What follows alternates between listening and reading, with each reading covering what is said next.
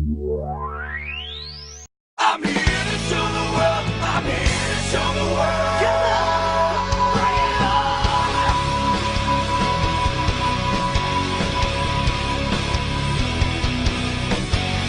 Well, I'm saying better watch what I do. Better heed the warning I'm here against you. If you ever doubted me, you don't have a clue. I'm here to show the world. I'm here to show the world. Hello, and welcome to this very first, very timid, very tepid, very Wrestling thing? very wrestling thing. The very wrestling thing. The Axis of Action very wrestling thing. There we go. There we have it. There's the name. And it comes to us like a bolt of lightning. Very naturally. Generating 1.21 gigawatts of power. Yes. Here we go. I guess Raw was Monday, NXT was yesterday, and news was as we had it. I guess we should start off with some... see, the thing here is, do we start off with the big news, or do we just talk about Raw and NXT first? That's sort of, not quite found our form yet. It's going to be interesting to figure out how exactly that works. One, then the other. Maybe we should start with the news, then dive head first into Raw, and then NXT. Just go down the line. Okay, that sounds like a plan. Anyway, first off, big news, big, horrible, terrible, awful news. The Lord and Savior, Jesus Christ of wrestling, and he has the beard to match, I might add. Daniel Bryan, it seems there is now the tiniest of chances he may never wrestle again. Which really, really, really, really sucks. Now, mind you... No.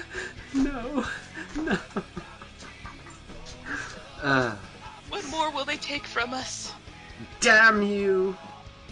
I somehow blame Dunn. Yeah, I blame Dunn.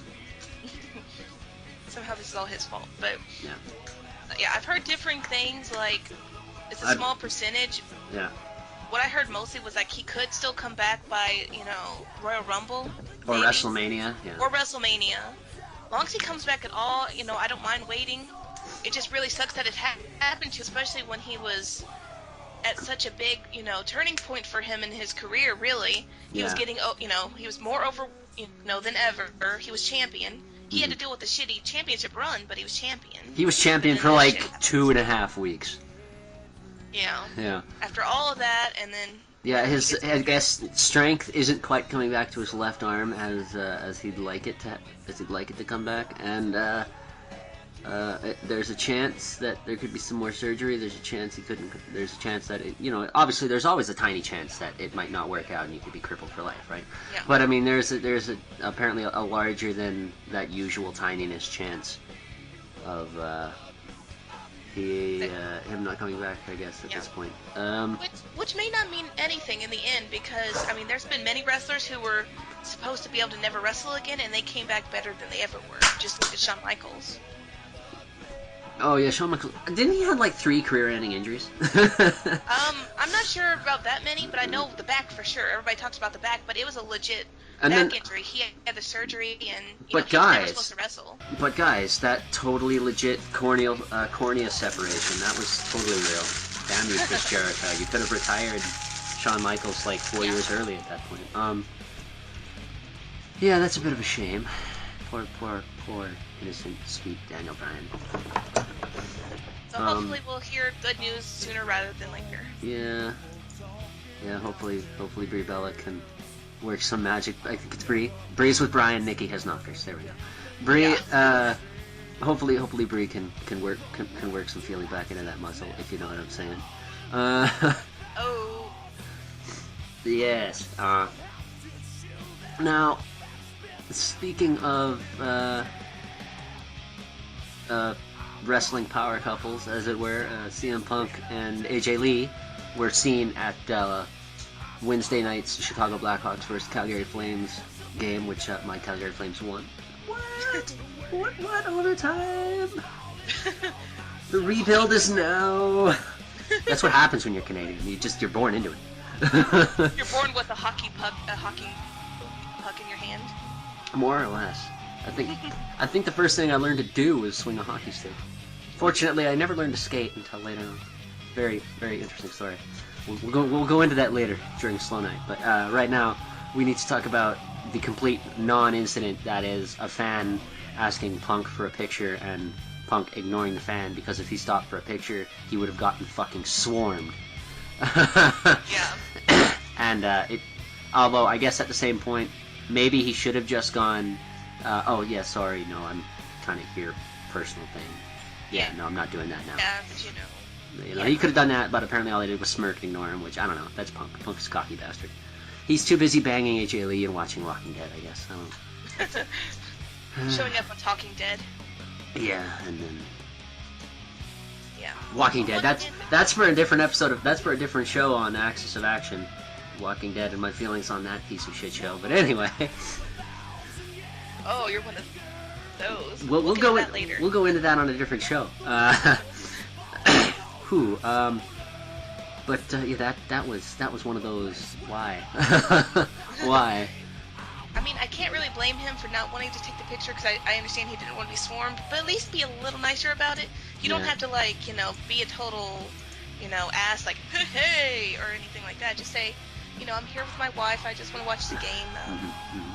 Maybe another time. You know, just go about it a little more diplomatically. Don't, Yeah. you know, Okay. brush off like that. Or be a complete dick and be like, well, show up in the next Raw. Dur. Yeah. Because he'd be a dickhead and be like, oh, I'm totes coming back, and then he wouldn't come back. Just to piss me Yeah. off. He seems like the kind of guy that would pull that move. So, yeah. Yeah. But that's Punk for you. Yeah. You just I wonder learned if he's that you just- ever going to come back. Honestly, I think he will at some point. I know a lot of people don't. I don't think it'll be, really soon just because he's burnt out. Mhm. The politics aside for the stuff he's been dealing with, he just burnt out. I mean... Oh, yeah, when he needs goes a break, along- yeah. Yeah. He's got his money. You're working over 300... Yeah, he has plenty of money, but you're working over 300 days a year. You know, your body goes through the ringer and then some. You know, it's draining mentally and physically. He looked pretty beat up at the Rumble, the Rumble he had there. He looked pretty beat up. He did. I mean, Yeah. and he looks better now because he's had downtime. So Yeah. I think he just needs downtime physically. He's and then, gonna want to come back. He's gonna want to wrestle. I don't know if it's gonna be WWE. He might come back to the Indies or something. Have one of those like farewell indie cards. Yeah, he'll get that urge. You know, they always do. Yeah. You know, even if it's just once, he'll come back eventually. Yeah. Or just you a know, matter of when. he could be the next Terry Funk. 80 years later, and it's like, please just retire, Terry. We all Right. love you, but you're gonna kill yourself. Doing moonsaults at 60. He's gonna die in the ring. There's no way he won't. Yeah. Let's hope. Hopefully, I don't have to cover that on the next. What do we call it? The wrestling thing. The wrestling thing? Yeah. On the next Axis of Action, the wrestling thing. Apparently, Brock Lesnar's coming back December or something or other, and Justin Roberts, the WWE announcer known for John Cena, is apparently has been released. He's been future endeavored. Which I think's really sad because, you know, he'd been in the company a long time and, you know, despite, you know, his announcing sometimes, he was pretty good overall and, you know... However, he did have an argument with the golden child, Michael Cole. So Yeah. Which is pretty much the equivalent of, you know, arguing with Cena. So we know how that was going to go. It's pretty much if you want to, you know, say something, you bite your tongue when it comes to certain people. No. Which, really sucks that you can't even speak your own mind. Mind you, I don't know what they were arguing about, but the fact that, you know, he gets fired for it and Michael Cole doesn't even get a reprimand, you know, Yeah. I don't think's very fair. That's true. That's true. But that's, you know, that's their business, and, I don't know what the argument was about. It could have been Justin Roberts' fault, who knows? Could be. That's a shame. When I first saw that, I was like, Jake the Snake? Oh, no, Justin. Did he have a son? Oh, no, it's this guy. Okay. He had a wrestling son he didn't acknowledge. Yeah, no, he had a daughter, right. I've seen Beyond the Mat. That was sad. That was so sad. That was the thing. Please stay clean. Jake. Yeah, Okay. after everything, please. Jeez. It's bad enough with Scott Hall and, you know, worrying about him. Yeah, that was a bit of a shocker. That happening. Yeah. The Uh, Brock thing wasn't a shock. the Brock thing. Wasn't a shock. Brock not wrestling for a while. Oh yeah, that's true. That's a shocker. I guess they're renegotiating his contract, so he'll be around more often.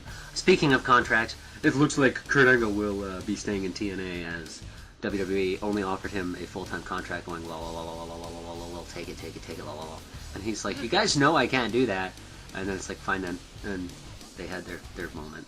They took their ballroom home, and they're gonna have Rusev job out to John Cena because John Cena's gonna go to America, and for some reason I don't. Yeah. I mean, I'm not happy about that, but at the same time, it gets Cena away from the Ambrose Rollins feud, which, you know, he needs to stay away from. So. But Cena needs to be top guy, right? Cena needs to get all of the cheers. He needs to get all of the heat. Cena needs to be over. It's not like he's been in the same position for over 10 years or anything. It's like Cena hasn't seen what happened to Hulk Hogan near the end of his run. Like, he didn't see that. Right. Now, mind you, I'm not a Cena hater per se. And Cena needs to realize he's not Hogan either. He can't come back from this. He's not Hulk Hogan. So. Exactly. Yeah, but I'm not a Cena hater, but I hate the way WWE packages him. Mm-hmm. You know. Like, most of that's not on him. Some of it, a little bit, you can say is him. But most of it just the way WWE packages him and, you know, has things, you know, go that way, which I don't like. True. Yeah. But hopefully we won't have to think about that for a while. We'll just put it out of our minds. I really wanted to see Kurt Angle back, at least for like a WrestleMania. Like he does the run with Rusev or something, or he'll come back. Like him coming back at the Rumble would be awesome. Could you imagine that? What? At the Rumble. Kurt Angle coming back at the Rumble. That would be amazing. I mean, that would be a hell of a, you know, moment. You wouldn't expect it, and it'd just be awesome. Him coming in and like German suplex everybody outside. Yeah, he just Brock Lesnar's the entire Rumble. Yeah, pretty much. Yeah, I mean, that would be great. It'd be a great moment. Ankle locks like nobody's business. Yeah. You could have Kofi do his handstand and then lean against the ropes, and then Angle gets an angle lock in on Kofi, and that'd be fun. maybe have a confrontation between Angle and Swagger, and Kurt Angle's all affronted because he's like, "Fuck you, Swagger. My stuff's better. My ankle lock's better." And they just get into a big old, you know. I'm a sexy Kurt. I'll make your ankle Kurt. Best segment is best segment. 10 out of 10. We'll watch again. Yes. We'll save that for the dream booking sequence later on in the show, I'm sure.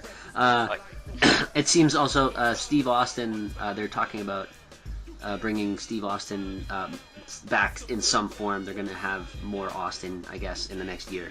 Somehow. Which is never a bad thing. Not necessarily a WrestleMania match, but some sort of bring him back. Yeah. Let him. I miss Austin. He said he's willing to wrestle though. He says he has one more in him. He just needs to get into ring shape. And if you've seen his Wendy's commercial, dear God, that guy. I was so sad. I saw that and I was like, no, Austin, you're getting old. Yeah, I don't want to think about that Wendy's commercial. That'll give me nightmares. Although there was a Canadian version where he said the name of the city I live in, so that was pretty awesome. But I mean, honestly, I can see him getting in shape and at least having one more match, which would be great.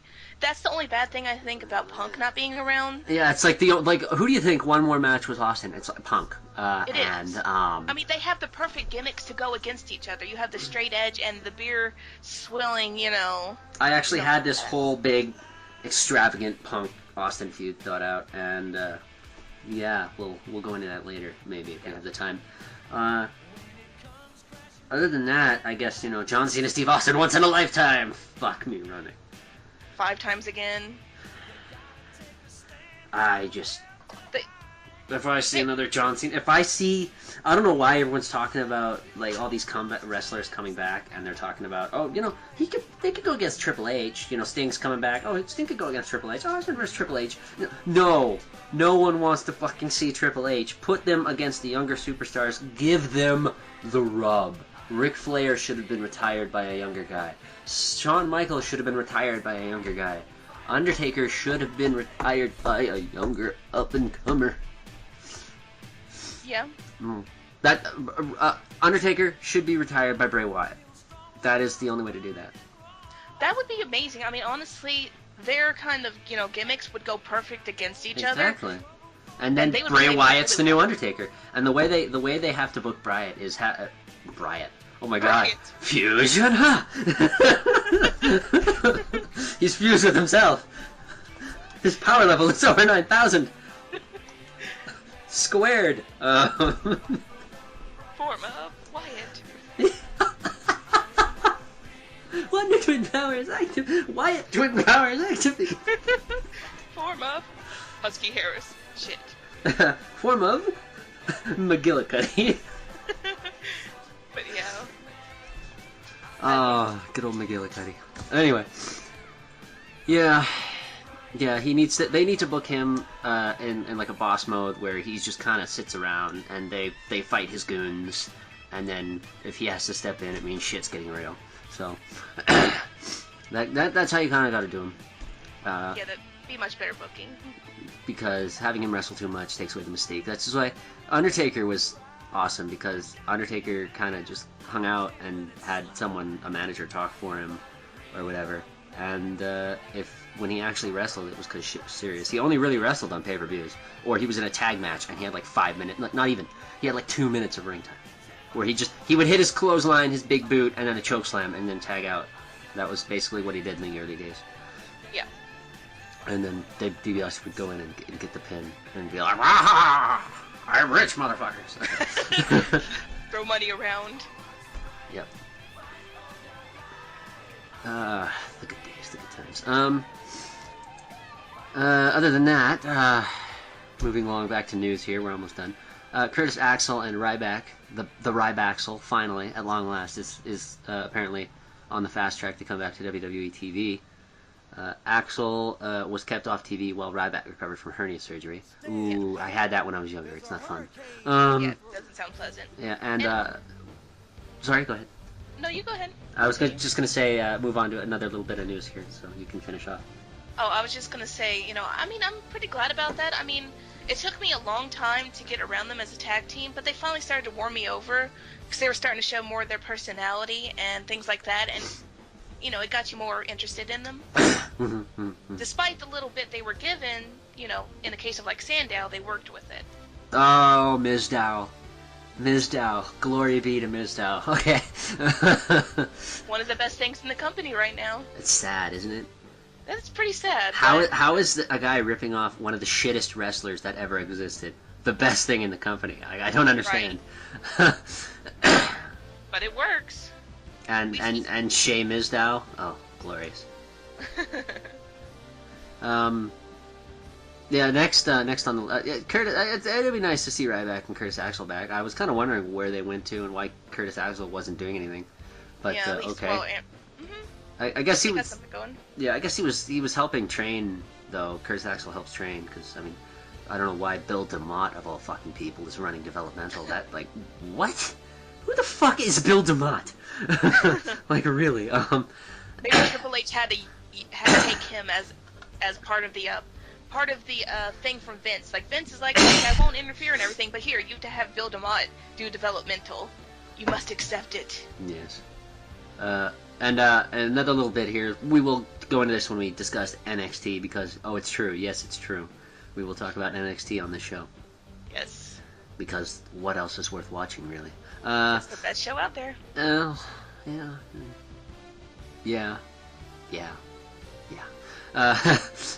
Like ROH, not really. Not so much anymore. Chikara, Yeah. Pro Wrestling Guerrilla, well. NXT star Mojo Rawley, who I believe just came back from some sort of injury, is out again! Woohoo! Shoulder surgery. We will discuss that in a little bit more detail, but apparently this is a legit injury. He will be out for a little while. Apparently he has a reputation of going a little rough, which means that may be why he keeps hurting his shoulder. Yeah. Hopefully this doesn't turn into Brian 2.0. Yeah. And I guess we should. I don't know. There's not really too much other news really to discuss. We're not talking about TNA. No. We're not going to discuss them any more than either if they close or if they start to get good. Which won't In your happen. dreams. Yes. Unless Paul Heyman violently takes control of the company, I'm not interested. That'd be the only way it would get good. And actually, there was an attempt. He was talking about that when they were talking to him to get him to come in. He said, "I'm only coming in if everybody over the age of 40 is gone, and I have complete creative control." And they're like, "No," and he's like, "Bye." Yeah, it's a good point. Say what you want about his business sense, but his wrestling sense is on the nose. That's he he's not so good with money, but he's good with ideas. He's good with knowing what will work and what won't. When you can sell a feud when someone's not even there most of the time, like most of the feuds with Brock, he sold most of that feud, most of the feud, like with Brock and Undertaker. He made that feud great just on his own. That's just his talent. Looking around.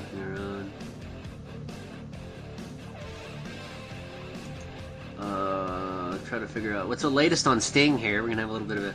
We gotta keep track of Sting because he's fucking Sting. I'm sorry. If he's a little older, it's still Sting. I'm old enough that I remember WCW and marking out for Sting like it was nobody's business. So. Yeah, the Crow Sting was always my favorite Sting gimmick. It was badass. So apparently Sting has some big news on the horizon, according to a Facebook post, and he's going to be at some event, the Big Event 7. Never heard. I don't know. It's happening in New York, LaGuardia Plaza, 10 a.m. to 2 p.m. 11/8/14. I don't know, because I live in Canada. Dates are all over the place. We get the American style dates, we get the UK style dates, and we're all just very confused. It just depends where you get the date from, really, on what kind of form. It's like, oh my god. This is, I guess, no. So next month, I guess November means, so November 8th. But yeah, apparently he's going to be at that event. I don't know if he's wrestling, but he's going to be there. And apparently bigger news on the horizon. And, oh dear god, please tell me this isn't true. Oh boy. Oh god. Hulk Hogan and Sting could wrestle a match at WrestleMania 31. Oh my god, no. No, that's not happening. Hogan has been oh no, okay. Not against each other. But no. Hogan has been pushing hard for a match against John Cena. Doesn't matter though. If he could pass a physical, which you have a rod in your spine, bro. Yeah, So that's not either happening. way, I mean, this is Hogan. If anyone is going to be able to go to Vince and be like, brother, I want one more match, brother, it's going to be Hogan, right? Hogan is the only person that could do that, I think. Honestly, because And against Cena, I don't. But Sting apparently does want to have one more match or one more run. yeah, which I think he might get one more match. He wanted it with Undertaker, but that's probably not going to happen. Yeah. But the Hogan thing is definitely not happening. I mean, he's already been through a physical by WWE because he wanted to wrestle and he failed miserably as they expected. So that's not happening. Well, then you book a Bret Hart Vince McMahon like segment where it's basically let Hogan just get the tar beat out of him or something like John Cena. Obviously, you have Cena go heel for this. You can't have Cena as a face. You can have Cena go heel, beat the ever living dog shit out of Hogan, and then, dear God, please, let's hope Hogan's hips hold out, and you can let Hogan hit one more leg drop. I mean, that would both be perfect because... And then Hogan can win because... Then, please God, just keep him out of the ring. Yeah. And then as for Sting, Sting, Undertaker, please God, if you love us, if you care, Sting versus Undertaker, please. Yeah, I don't care about the Hogan thing with Cena. If you can turn Cena heel, like I said, he doesn't have to be heel. In that case, it'd be good to make him heel just because that'd be a good way to get him over for, people to actually get behind Cena again or boo him in the right way. And it would give Hogan the rub, which of course Hogan always wants because he's an egomaniac. Yeah, and that could maybe be the start, because you can have Cena and Hogan going like, oh, you want to wrestle me? And then Cena just kind of starts not taking Hogan seriously and does really heelish shit. And then Hogan beats him and Cena just loses his mind and goes to mega heel. There's a way you could do it. There's a way you could do it. It'd be perfect for everybody. Yeah. And apparently Hogan will be 61 at the time of WrestleMania 31, and Sting will be turning 56 the week of the show. So, not that that's, yeah, exactly. Not that age is a huge deal, but still. it depends on how bad, like, they've been injured and the like, which is why Hogan ain't wrestling. They're not going to let him wrestle just because of how bad, his back is alone. Sting still has wrestling in him. Does he have a, 5-star match left in him? I think he could pull it out if he trained hard and, really worked on it. I think he could pull out a great match. That reminds Especially me. if you could do with Undertaker. Yeah, geez, Undertaker. I don't know that last match he had.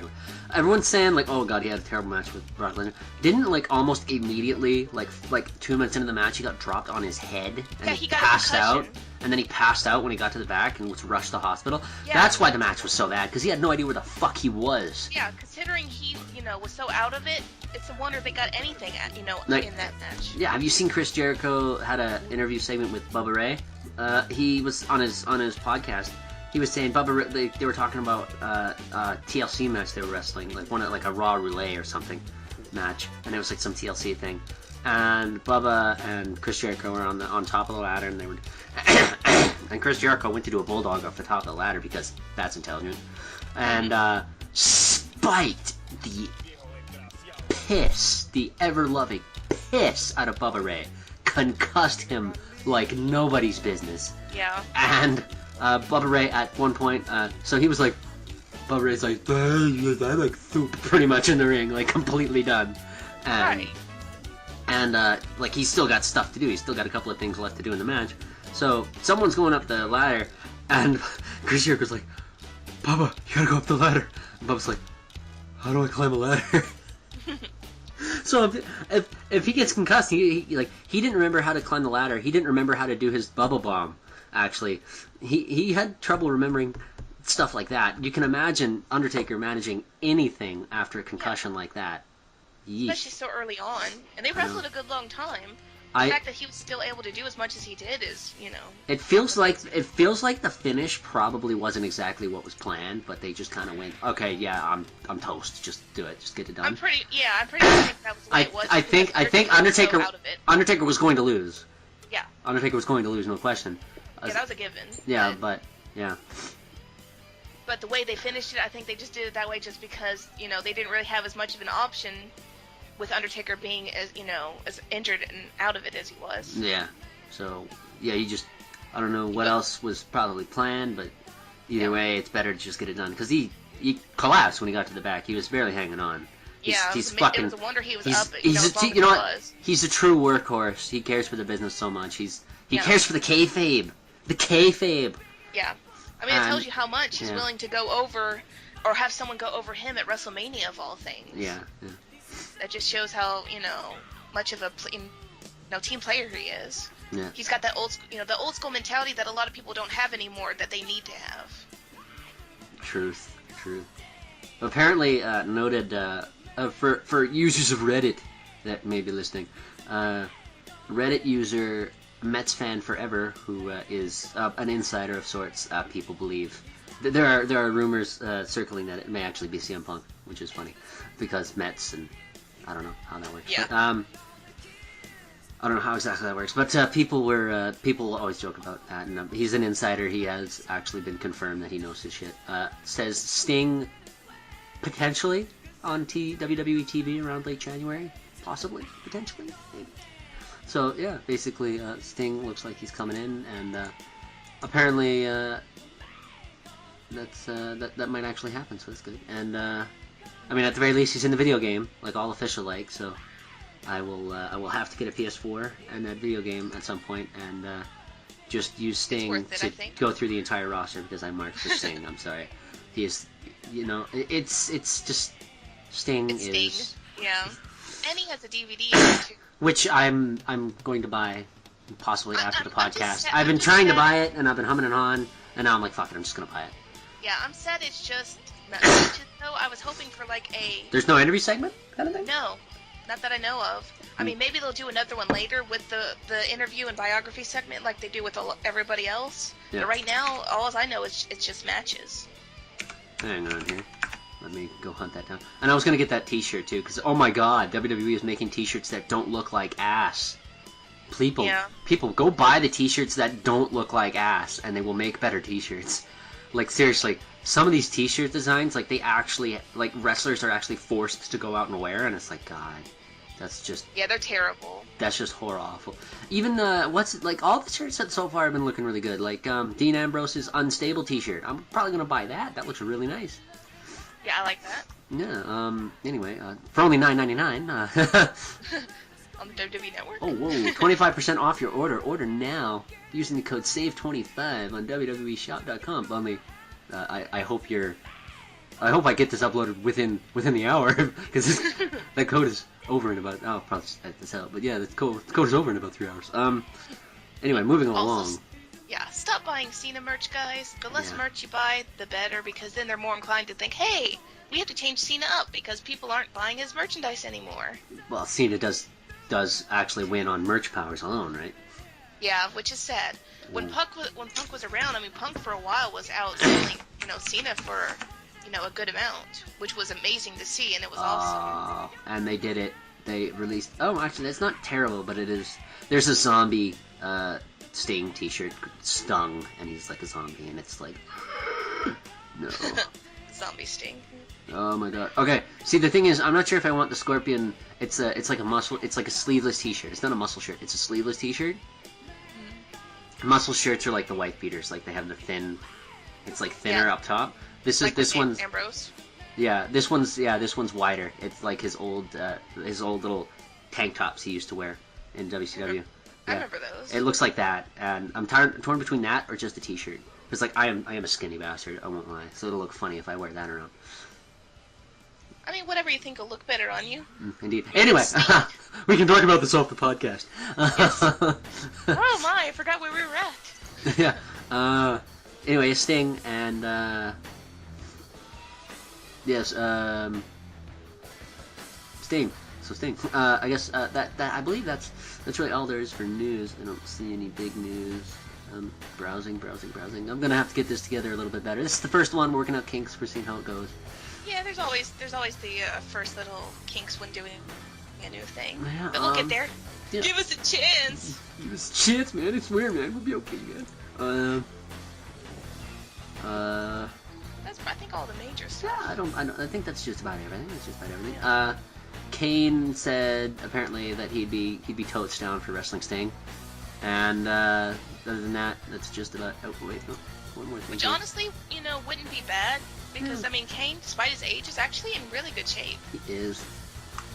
So I can see that working out pretty nice, and maybe you could even segue that lead that into a Sting versus Undertaker, like Undertaker gets highly offended at how Sting treats Kane or something like that, and it just kind of starts it off from there. I mean, you could easily tie that into that. So I don't think what we saw from WrestleMania was, what Undertaker has left to give. I think he has at least one more really great match left to give. He just got the short end of the stick by getting injured in the match. Yeah. Yeah. Such a shame. Such a shame. Oh, thank God. Sorry.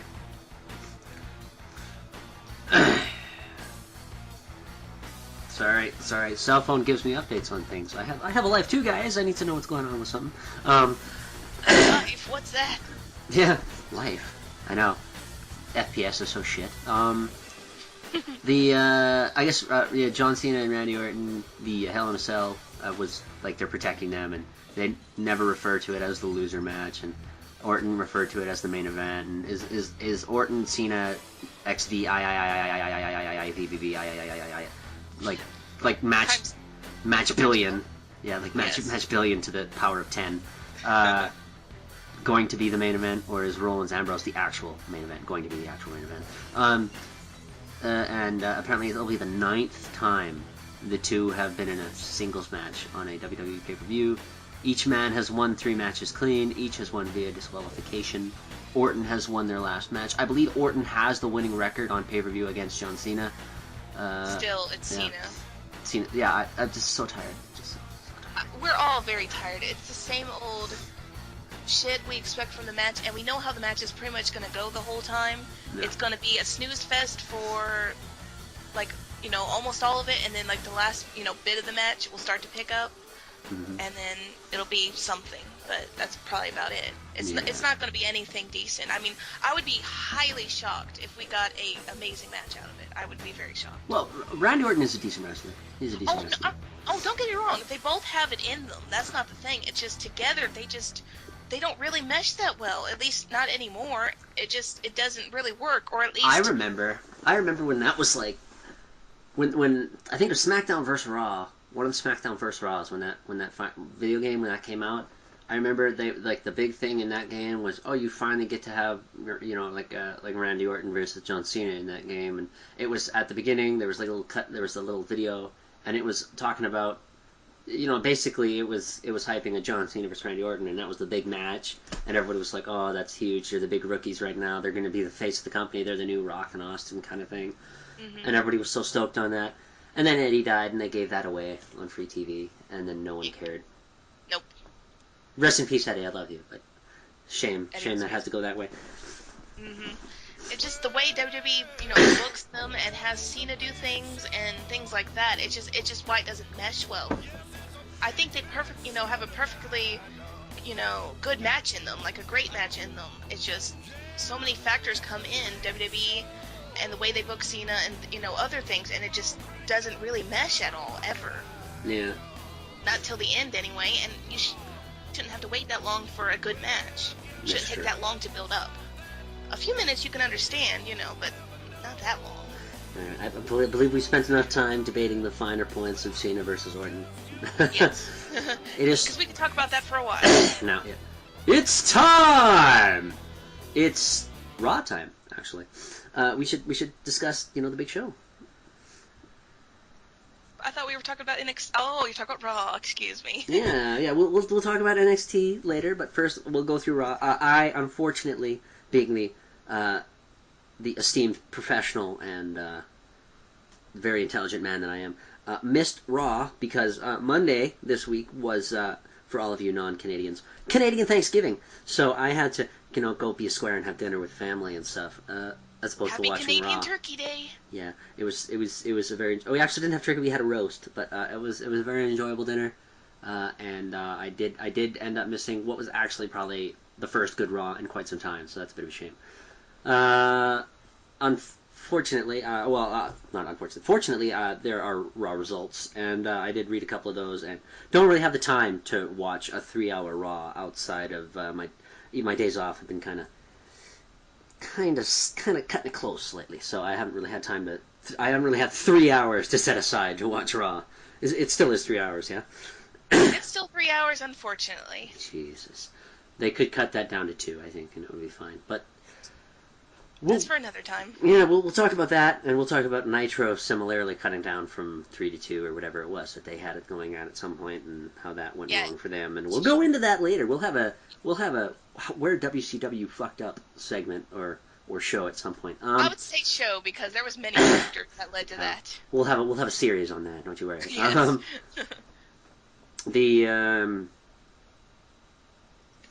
Raw, yes.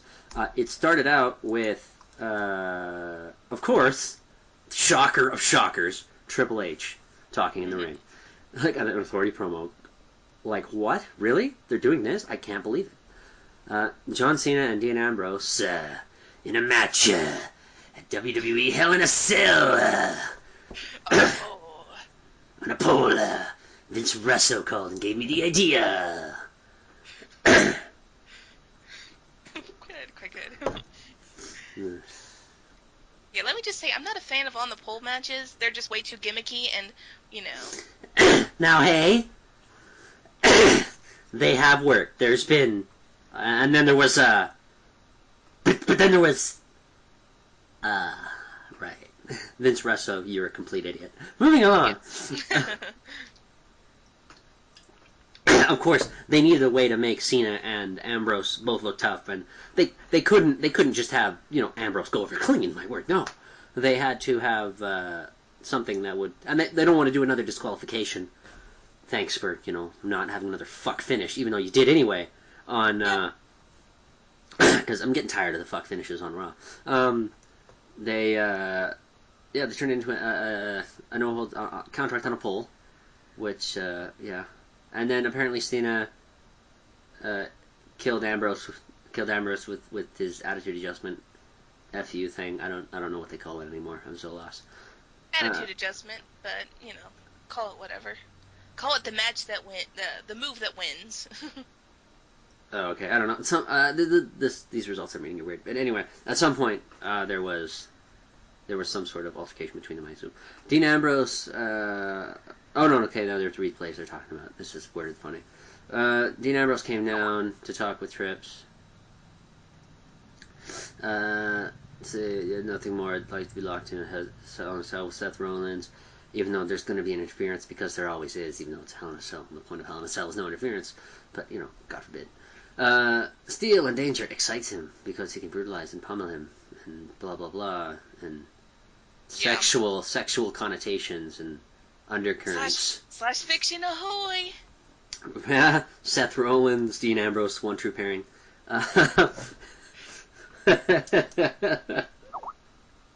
Before he gets there, he's got something standing in his way that really pisses him off. Has to do with a 15-time world champion. Yes, pump those tires, Ambrose. A little matter with the face of WWE. Pump those tires, Ambrose. John Cena. Thank you. Face of. Yeah. Thank you, Justin Gabriel. That will be your last time announcing John Cena, I'm sure. He has to. He told Cena that he had no problem dropping him where he stands. He did that last week. Thank you. This was a bit of a show don't tell. Cena did the same thing to him on SmackDown. It's quite clear that the Authority is trying to do. They want him and Cena to tear each other apart to protect the Golden Boy, Seth Rollins. Ambrose says there's only one way to... Sorry. I'm just so bored by this entire Authority angle. Yeah, Ambrose cut a pretty good promo, though. Yeah, it's Ambrose, and he does. Yeah. He's going to do a Hell in a Cell, grab the contract, rip the pull down, beat Cena, yada, yada, yada, yada. Which I wouldn't mind seeing, to be honest, because, That reminds me of... Yeah, no, obviously anything to kill John Cena dead, yes. But that reminds me of a match, I believe this was WCW, a million years ago. I'm almost positive I saw this, at least on a replay, if not live. I had to have. I was positive. Because I didn't get the internet until, 2000. I didn't get the internet till late.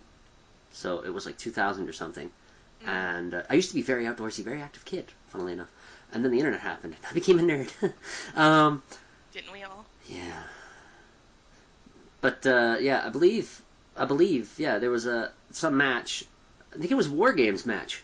It must have been a replay on a Nitro. There was a War Games match, and somehow the corner, the post in the corner, came out of the ring, and they were beating Pete, and this guy was beating someone with the corner.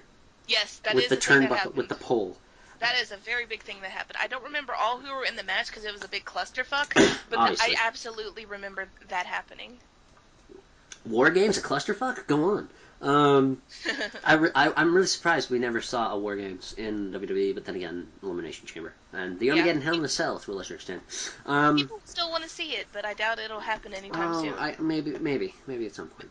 Maybe when Triple H goes in charge. Maybe. He is big on the War Games. Mm-hmm. So basically, John Cena comes out and cuts Never Stop Fighting promo 2C. And basically... Cut the usual promo. He just says nothing. And then he goes to leave, and Ambrose says, "Thanks for the veteran advice, big brother." Ambrose for president. That was fucking amazing. Push Ambrose to the moon. Please do. Oh, dear God. Oh, it's so good. It's so good. Oh. Ambrose says he was born ready to whoop his ass. Ambrose warns him not to talk. Blah, blah, blah. Cena says that it's Ambrose's instability. Tina says, try to drop him now so he can see he's been to mountain. I've been to the mountaintop! Well, Ambrose will realize he's out of his league and over his head. Ambrose has a hell of a match coming up in 2 weeks. Well, it was funny because Cena was telling Ambrose that he needed to stop talking and shut up, and Cena's the one who's chatting on and on and on and on and on and on, and he's telling Ambrose to shut up, and Ambrose is like, "Bitch, please." I don't give 2 fucks. Which wrestler was it that... there was a wrestler, I think, that had one would you please shut the hell up? Who did that? That was Jericho. Was that Jericho? Please, please, Cena, will you shut the hell up? Please shut the hell up. There we go. See, I'm sure The Rock did that at some point. That sounds like a thing he would do too. But yes, Jericho. That was needed here. Yes. So Authority comes out again. Triple H comes out with Stephanie and says they've got 2 weeks. 2 weeks to Hell in a Cell, where they can rip each other apart. In a no-holds-barred contract on the pole to see who will face Seth Rollins. Match. Everyone can see it for $9.99. Thank you, Trips. For their own amusement, how about let's make a tag team match, playa. Triple H doesn't. Holla, holla. Yep.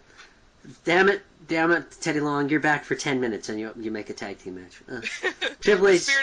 The spirit of Teddy Long infused him. Yes. And People Power also returns on SmackDown.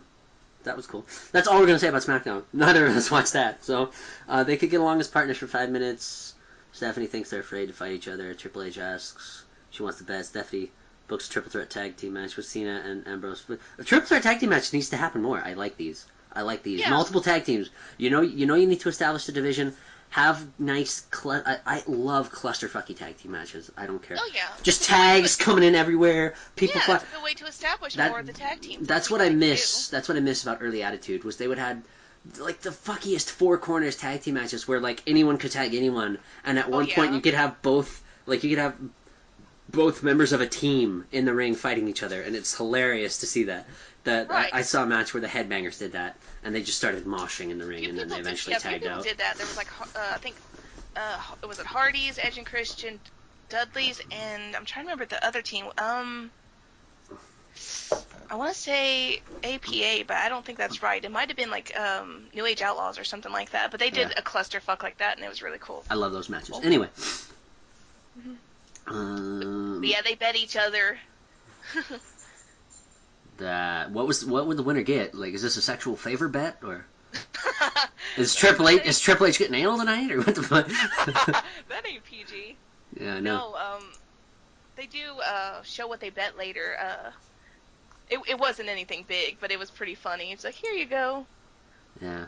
A gentleman's bet, $1. Oh yes.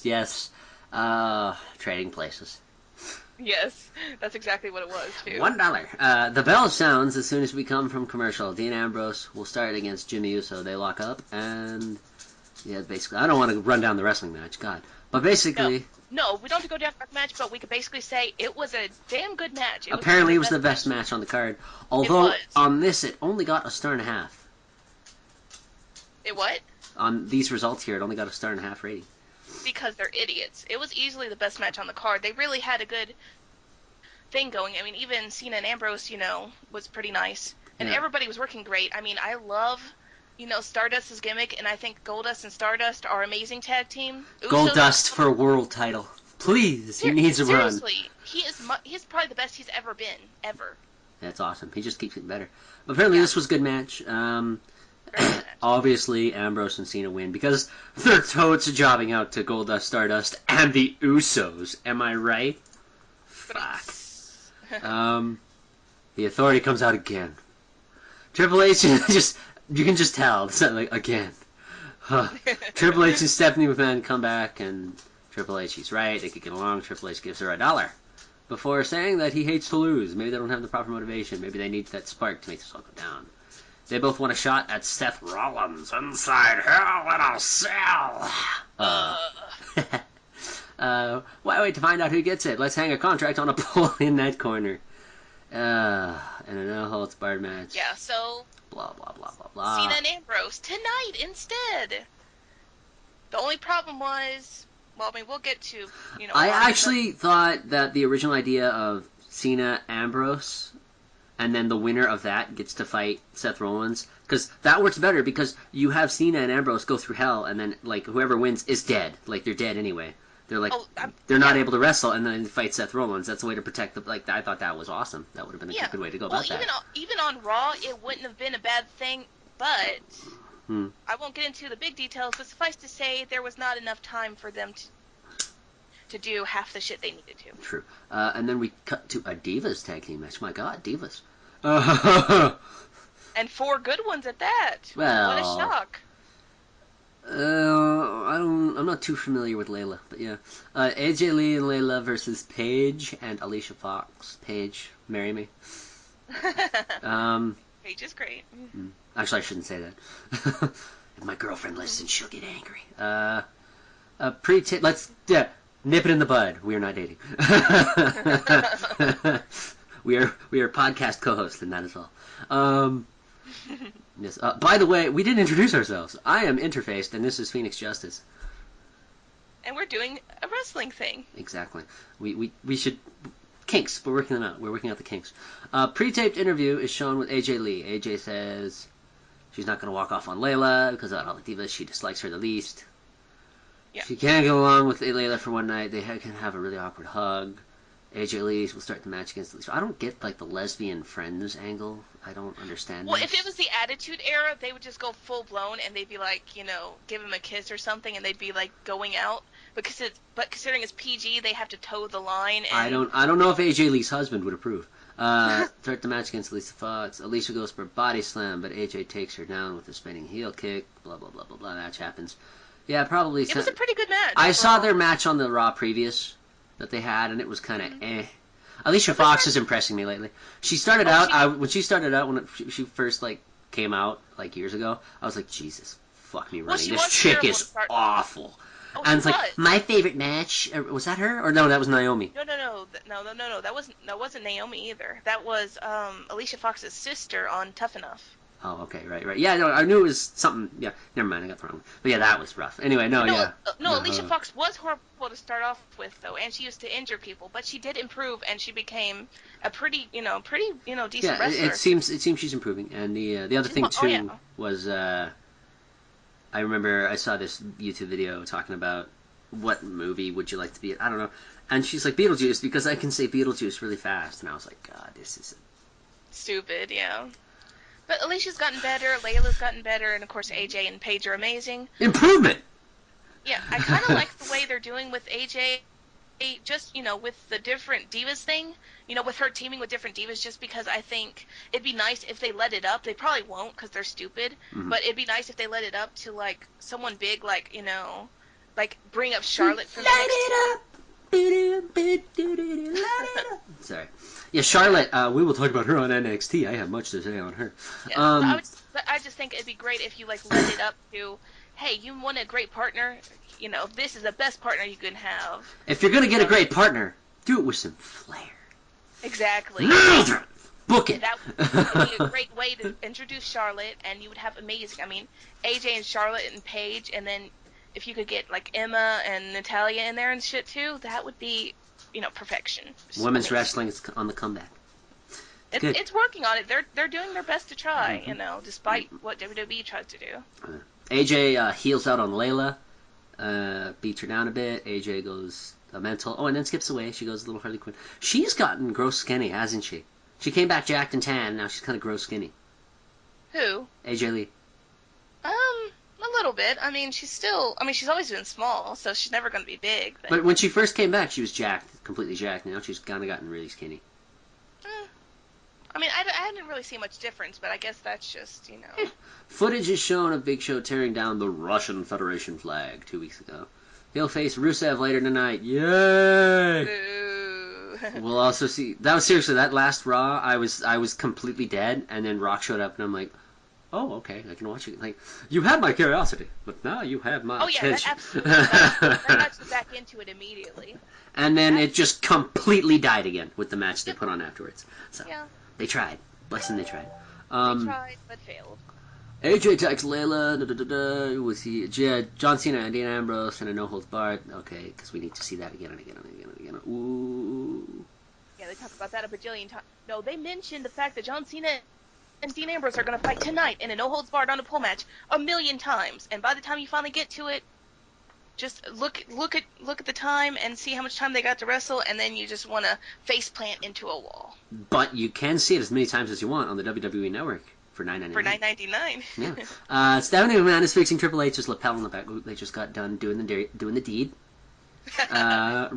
Like, oh yeah, here's the anal you get, babe. That's totally what happened. Randy Orton walks in. I am Randy Orton, and I want to say that before I go out and destroy Dolph Ziggler, to prove that no one can hang in the ring with me, I want to get something straight. Seth Rollins says he's the future of the WWE, so the future must still be pretty far off. Rollins also wants the spotlight, and he can have it, as long as he doesn't take it from me. John Cena and Dean Ambrose can both beat Rollins any day of the week, but they can't beat me. I want a match at Hell in a Cell against whoever Rollins doesn't face.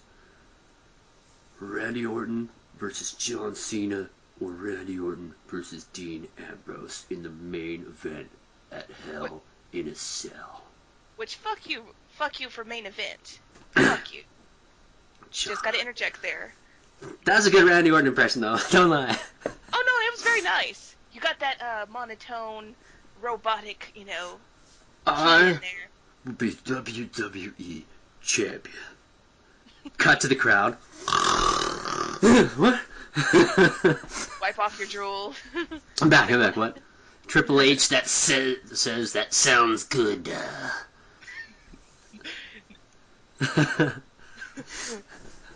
Sounds good. I don't care what happens. Just quit interrupting me and Stephanie. I have to win my bet. Before we get too far along, being a woman yourself, being a member of the fair sex, and one that I assume they target divas towards. Hopefully, they would target divas towards the female audience in a way. How do you feel the divas are going right now? Like, how do you feel that they're treating the divas right? Is that going well? Are they giving them the respect they deserve? Let's go a little feminist here. I'll divide the product. With Raw, with main show, overall, it's not as where it should be, but it's slowly improving. We're starting to see people who actually have talent be in the picture. We have Paige and we have AJ, and then you have people on the cusp like Alicia Fox and things like that. Do we need to see more talented people, like Natalya in the main show? Absolutely. We're not seeing that like we should. Mm-hmm. She gets used one-offs for total diva matches, which is a whole lot of bullshit. Mm-hmm. But they are getting more screen time and more feuds, so we are improving little bit by bit. Bit by bit. Piece by piece. For the main show, we're improving. For NXT, it's really great. Mm-hmm. Mm-hmm.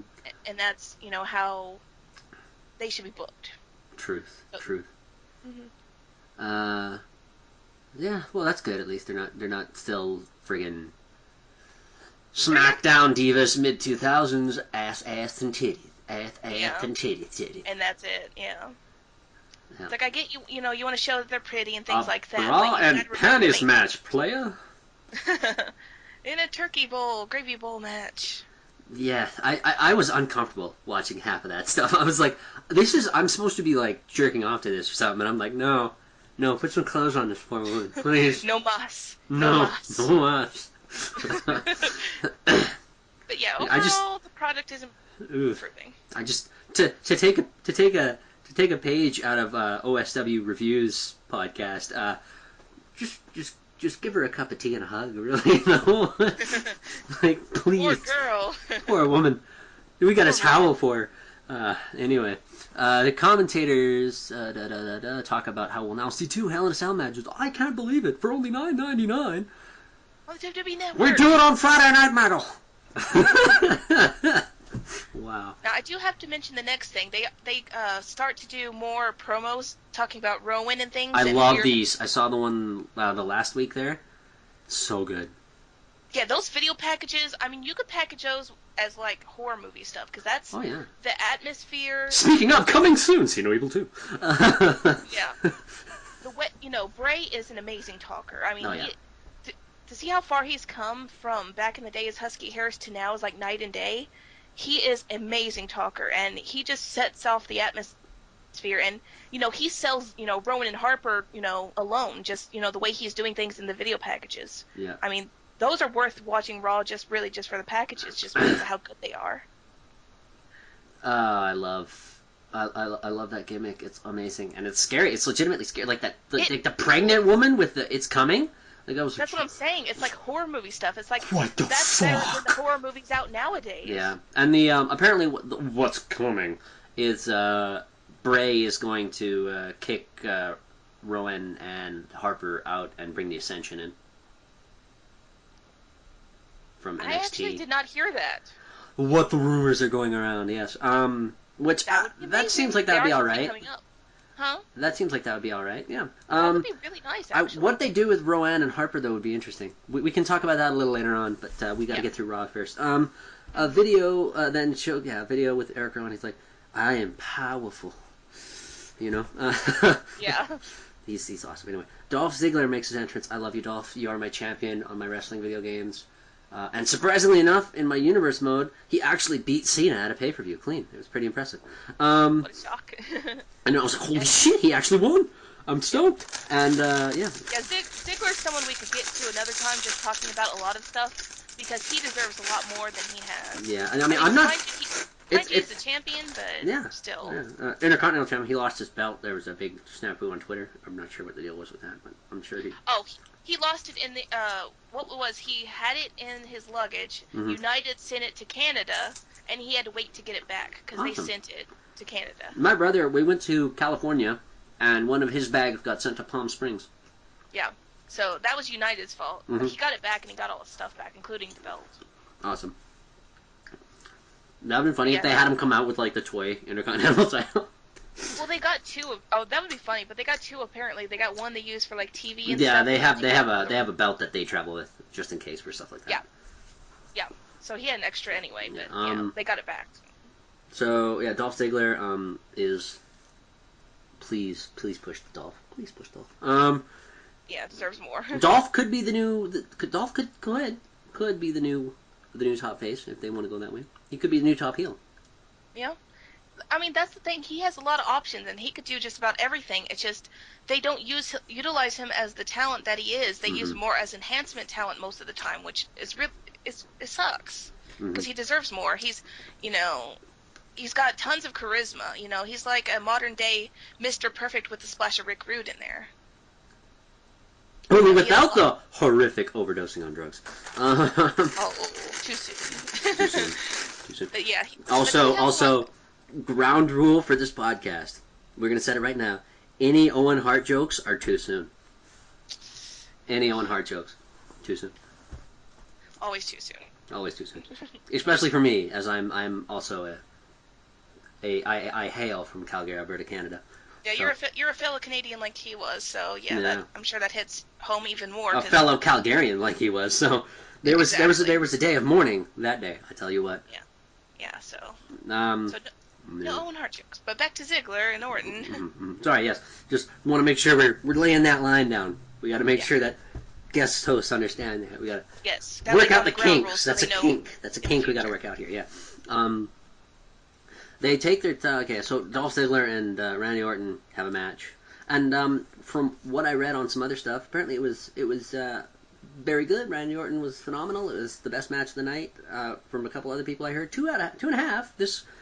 This is the highest rated so far match. Best match? No, but it was actually pretty good. I'll admit it got really good. Especially the end. I like the end of the match, what Orton did. Because it kind of played off the usual RKO out of nowhere. Because he countered the Famouser, and then he got Ziggler into a powerbomb, and then into the powerbomb he did an RKO, off the powerbomb. It was really cool looking. I'll give him that. That was actually really cool. Yeah, that RKO out of nowhere, I like that. I like finishers that you can do that with. Like, he who shall not be named, the crossface move and the label lock can both sort of, like, if it's upward choke slam, you can swing around the arm. You can, like submissions like that, or RKOs and stuff, or super kicks that can come out of nowhere. I like moves like that. I do too. I think you're talking about Lance Storm, was it? Stevie Richards. Stevie Richards. Oh yeah, right. Yeah. Yeah, he main evented WrestleMania 20. Yeah, but I do like moves out of nowhere. It's just when you expect them, they're not out of nowhere. Yeah. But No, and the one thing I do hate about this is in my video games. I had actually a little. I was playing and I had Dolph Ziggler versus Randy Orton thing match, and how many times I went off the top rope into an RKO? It hurts. It hurts. Yeah. It hurts deep.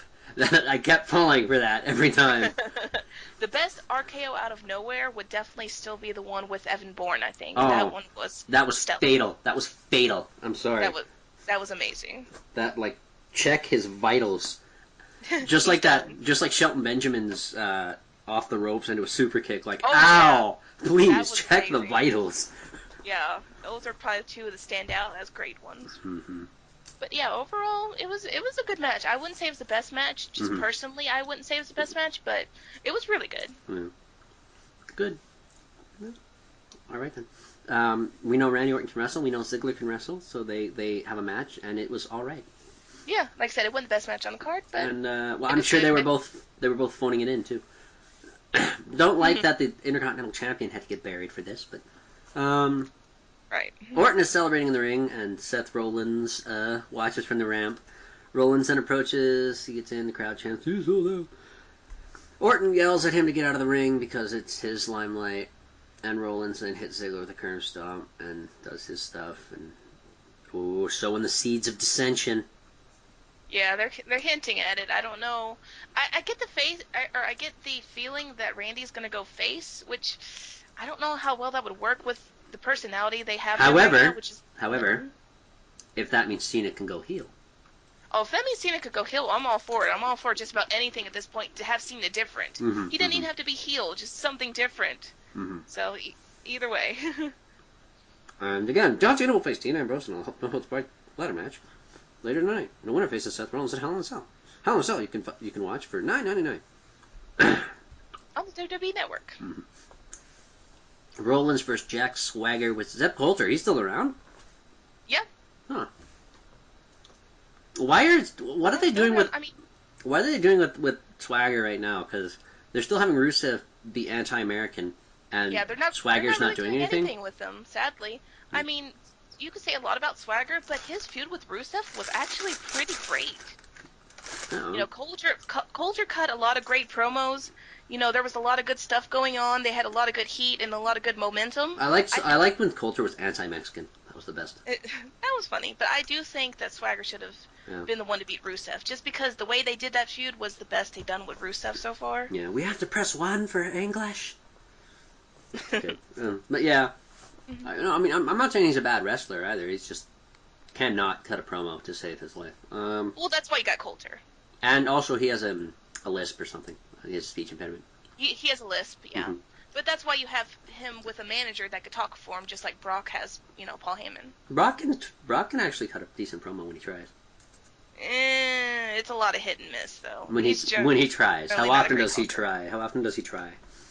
Yeah, good point. But still, A wrestler like not- him doesn't really need to cut a promo either. He just basically all you have Lesnar do is you have Heyman cut the most of the promo, and then Lesnar go Lesnar crush kind of thing. Pretty much, it works. I mean, Yeah. you have Lesnar being the badass, and you have Heyman cutting like the best promo. His voice is like he has a really nasally voice too, Yeah, he does. so that doesn't help. You expect a guy like him to sound like fucking Darkseid, like I will claim your soul, right? Like not like I'm Brock Lesnar. Hi, guys. Nice. I will turn suplex you 16 times. It's me, Lesnar. Basically, Seth Rollins and Jack Swagger have a match. That happens. It was a match. Star and a half. A great match, but it was a match. It happened. It was there. Randy Orton runs into the ring, gives Swagger an RKO before getting in Rollins' face. Orton and Rollins go face to face. The crowd is buzzing. They talk trash to one another. Rollins leaves the ring and grabs his briefcase. John Cena That's funny. This is good. John Cena faced Dean Ambrose. No. It actually wasn't too bad. Yeah. So by the time it happens, you're like, thank God, I don't have to hear them talking about it anymore. Well, we need to know that Hell in a Cell is going to be on the WWE Network for only $9.99. $9.99. Is that it? I like Edge and Christian during the show that Reeks of Awesome, the SmackDown, whatever. They kept talking about that, and they had Edge and Christian. They were like $9.99, $9.99, $9.99. It was funny. Yeah, they made it great. They got great chemistry, but Mhm. yeah. really want to see one more 5-second pose. Yeah, I mean, that's doable. It's not wrestling related. I would like to see that. The last one they did was really shit. Because they did kind of have one on a SmackDown, but it was bullshit. Yeah. Randy Orton, commercial break. Renee Young, who I actually really like, I'm very impressed with her work, is backstage with Dean Ambrose. Renee says he's already had one match tonight. Now he's faced John Cena in a no-holds-barred contract on a pole match. And the winner will Yeah. Here we go again. Ambrose tells her not to expect him to be a nice guy to John Cena because he's not a nice guy. Triple H has known it for a while. When he says anytime, anywhere, he means it. When you're big starbound, it's a long, hard ride. He's going to put John Cena in his place 2 weeks early. Ambrose says he's stamping rolling stick to hell, and Cena will be right next to him. They're on the highway to hell. Yeah, it was nice. I mean, of course, pretty much everything Ambrose does nowadays is nice. So his promos actually sound like something moderately interesting. Ambrose is good with that. He's got that energy and the charisma behind him. Apparently, he's actually I saw on Reddit the people were talking about Dean Ambrose, and someone was obviously this is the internet, people lie, but allegedly, what I read on the Reddit here. A guy said he was, obviously he's studying psychology or something, and he said, yeah, if I was gonna put anyone in the WWE through a psych eval, it would be him. He does the little things. Like most people, when they have a crazy gimmick, they go overboard. Dean Ambrose does the little things that make you think he is legitimately crazy. So he's either legitimately crazy or he's a very good actor. So, just little twitches, and the way when he holds microphones, he does like scratchy things sometimes, like he scratches the microphone. Yeah. The little things he does, apparently, craziness. Hey, crazy. Mm-hmm. So crazy. Unstable, if you will. But Todd Phillips, who is backstage with Big Show. Phillips asks him about standing up for the 318 million Americans tonight. Big Show says he knocked Rusev unconscious and proved that he's not unbeatable. Rusev has a glass jaw, and he'll shatter it. Mark Henry came close to beating him. No offense, Henry, but I'm going to bury you anyway. If I'm going to carry America and Hotlanta, it'll be him with the largest shoulders around. Big Show is going to show him what he learned in sensitivity training. Well, Todd Phillips is a backstage guy, and also, blah. I don't care about this feud. Rusev makes his entrance. You think you don't care? I, as a Canadian that's part Russian, the amount of fucks I don't give cannot be understated. I mean, it's from my, for my country, blah, blah, blah, and I still don't give a shit. The one feud I cared about with Rusev was the one with Swagger, and, they didn't do what they needed to with that, so I really don't care. Lana speaks in her native tongue before saying, "Today is Columbus Day in America. Thanksgiving in Canada. It's a day to honor Christopher Columbus. Also, they're changing it to Native Peoples Day or Indigenous Peoples Day. So, there we go. To honor Christopher Columbus for discovering his pathetic country. Some would say he has stubborn, clueless, and egomaniac that simply got lost. Others would say he wasn't very nice to the Indians, where they were banished to a reservation and built a casino." Yeah. Class. All of the Americans go to those casinos and lose their money faster than the Atlanta Braves lose their baseball games. Oh, cheap heat. Cheap heat. Oh. But it's Lana. Lana could get away with whatever she wants. No. Even if the segments with Rusev, are bad, or, bad feud with Rusev, you have Lana, so it makes it okay. Rock had a point. She is pretty. Does she wrestle? No. She hasn't wrestled yet. I think she might have in NXT, but I didn't watch when she was in NXT, so I don't know. Just I think she can though. I'd like to see her wrestle. Yeah, I think she can do. Pretty cool. Anyway, Rusev takes the microphone and yells at the crowd in broken Russian, but even though he's Bulgarian. Rusev says Big Show's actions will have consequences. A USA chant starts up. People. Yeah. Lana tells him to shut up and gets louder. When it gets louder, Rusev says if Big Show has a spine, he'll rip it out with his hands. Just like Mark Henry, he will fail the stupid Americans. Big Show will be crushed. The usual, stuff that the usual feud Vince tries to push, even though it's years too late. Little Nate is the referee. Charles Robinson. Little Nate is the referee for the match. Little Nate. He's awesome. I love Little Gotta love Little Nate. Yeah. Apparently there's a match that happens. Rusev headbutt. Let's see here. Tomahawk chop chant. Okay, it's Big Show. Yeah, there's a tomahawk thing going on after Lana and Rusev's words and stuff. Oh, Braves, derp. Okay. Yeah, there's a tomahawk thing going on. Yes, Braves, idiots, right? Gotcha. No, I'm Yes. on there. Native peoples, indigenous peoples. Yes. Yes, I love you all. Please don't sue. Big Show then stands on Rusev's chest. Ouch. Big Show puts him in the corner, hits the ropes. Rusev wipes him out with a dropkick. Yeah, it was pretty much Big Show throwing around Rusev for a long time. Oh my god, Rusev won by disqualification. Fuck! Yeah. Mm. Yeah, Big Show pretty much threw him around for a while, and then, Oh, Rusev- Mark Henry came out. Okay. Yeah, he got, Big Show disqualified because, Henry clotheslined Rusev, but... Mark Henry helps Big Show to his feet. Big Show grisses in vain before having some words with Henry. Big Show then acts like he understands. Big Show and Henry in the corner. Rusev punches away at Henry. Or punch Big Show. Big Show and Rusev got Henry. punched again by Big Show. Big Show got pissed off and punched him again. Big Show and Henry stand over the unconscious Rusev, who was also buried by The Rock. John Cena will face Dean Ambrose in an On a follow-up match later tonight, too. I like it. Sheamus, fella! Also part Irish, so. If I am too, but if only I could care about Sheamus nowadays. You know who I do care about that's Irish? There's a lot of Irish people, so. Finn Balor, come on now. New to NXT. Absolutely. He's awesome. I can't wait till his actual debut. Sheamus versus Finn Balor feud where Finn is the heel and he's like an Irish monster kind of thing. He's got like an Irish folk monster thing, and Sheamus goes full Celtic warrior to beat the Irish monster. That would be amazing. And then maybe later on tag team, make a whole big tag team off of it. Are they from different parts of Ireland too? I believe so. Yeah. I could be wrong. I'd have to make sure because I don't remember, but I do believe they're from different parts. Because Sheamus is from Dublin, and Finn Balor, as we know, Prince Devitt. I don't remember where he's from exactly. But either way, it would make for a great feud, and it'd be something for Sheamus, something different than what he has now, which is not much. He just doesn't really have a personality, to speak of at the moment. Not anything you want to see. Yeah. That's the problem. Make him heel or change up his character. Either Well, one. you don't want to have everybody heel. Well, that's what I'm saying. You don't have to make him heel. Just do something different. He just needs something different to go off of. He just doesn't have anything to do really right now. Nothing you really want to see anyway. Okay. Hang on.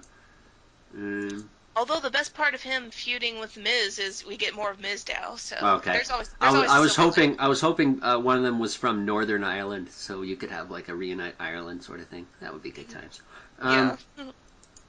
Anyway, yes, Sheamus comes and Renee Young and they talk, and Renee's how I felt about getting another shot at the Miz. Sheamus says, "Oh God, my Irish accent.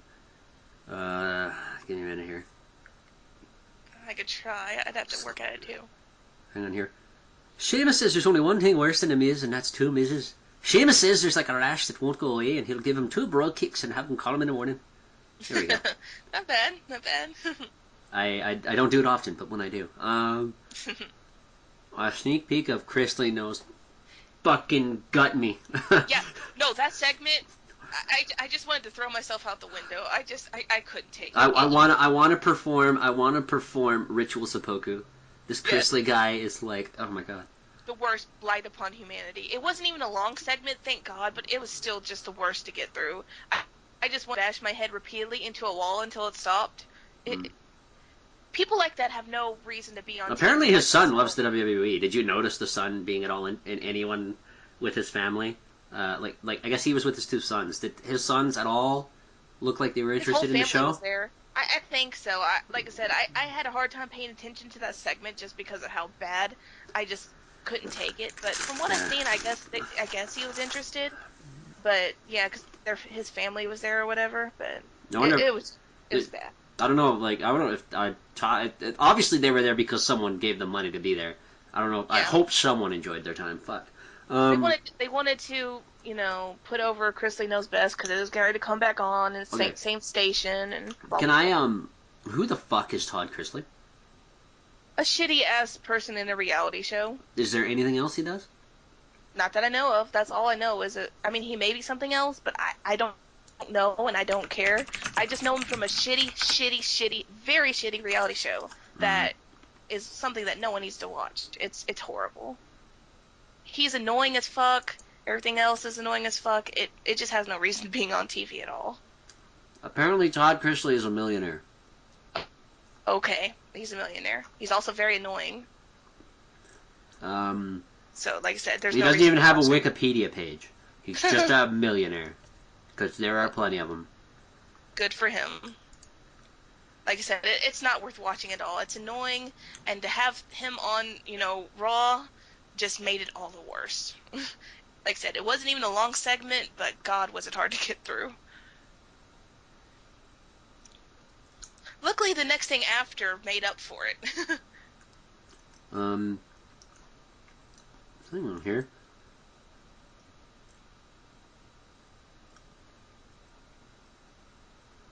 Oh, okay.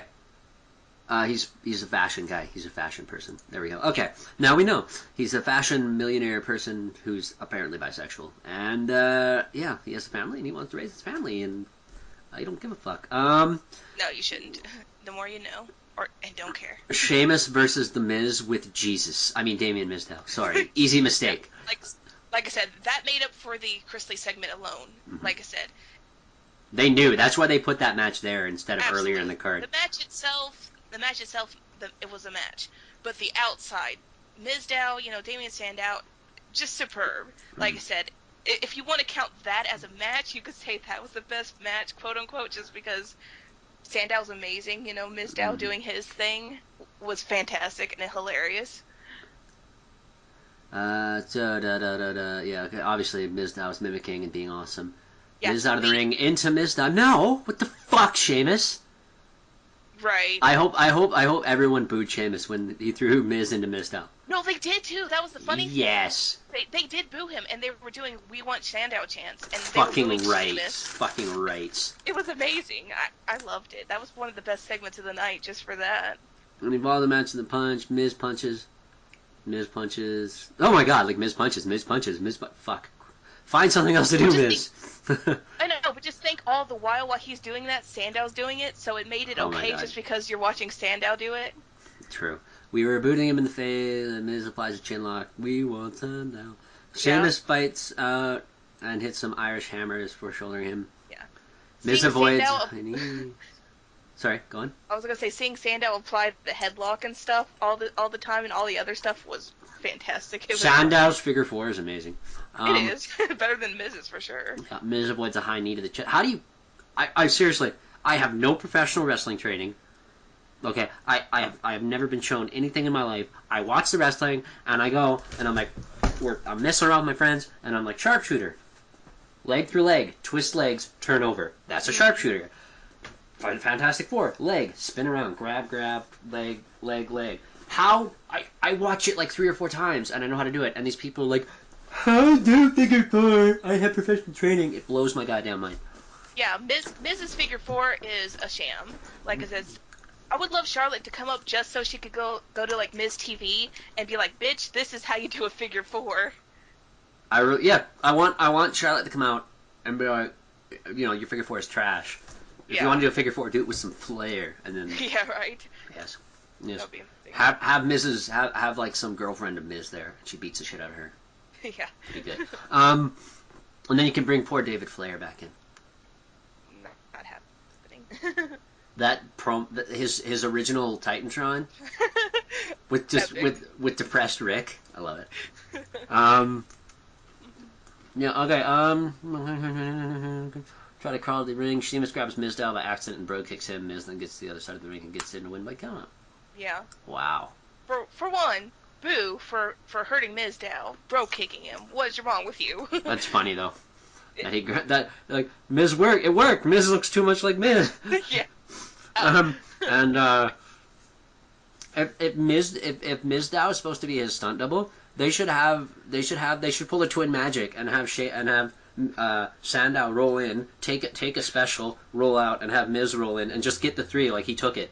That would be hilarious. That would be hilarious. just sell it like that. That would Yeah. be great. Ms. Magic. Like that's why, like you could do it like a director, like a film director gimmick, where you have a guy coming in. I'm making a big biographical film about the WWE, and then he comes in and he's filming matches between jobbers or something, or like a U.S. title match, because who gives a fuck about the U.S. title? And Sadly. he's like, oh no, it's all wrong. It's not in the frame. You guys aren't whatever. And he'll go in and he'll move the wrestlers around. So like one guy has one guy in a headlock, and he'll stop, and like Vince comes out and he's like, give this guy some time. This is going to make a lot of money for us. This is a very big endeavor. We've been trying to get this done for a long time. He's a very important director from overseas. I mean, we're all excited that he's here, kind of thing. Like, be patient with him. And so, like, they're in a headlock, and the guy's like, stop, this is all wrong. And, what? And then the director comes in, and he's, like, moving them around, and he gets he puts the guy that had the headlock in, he switches it, so the other guy has the headlock, and he turns them around, and they're, like, looking at the ref, like, what? And the ref's like, I don't know. Just do what he says. Just do what he says. And, all right, and go. And, stuff like that. It would be good. I think that would be funny. Yeah, it would ruin wrestling, but it would be hilarious. Yeah. Total Divas talk to some Real Housewives person. Cameron comes up and Nene leaks. Nothing happens. I don't give a shit, but John Cena and Dean Ambrose will face each other in an old fire. Blah blah blah. Yeah, for the 50th time. Uh-huh. And then of course we have to get a Total Divas match, and then we have to have Nene Leakes, be around the Total Divas, the face ones, because, yeah, that's a thing. And I'm glad you know all of that stuff, because I would have no idea. I know. I don't want to know, but I know. It's ingrained in my brain, unfortunately. Nikki Bella, Cameron and Summer Rae versus Brie Bella, Natalya and Naomi with Rosa Mendez. For one, Karen needs to go back for training, because she's horrible. Hmm.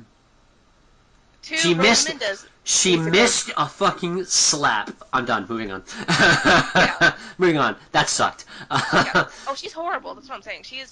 She's like barely a step above Eva Marie bad. She needs to go back and go for training.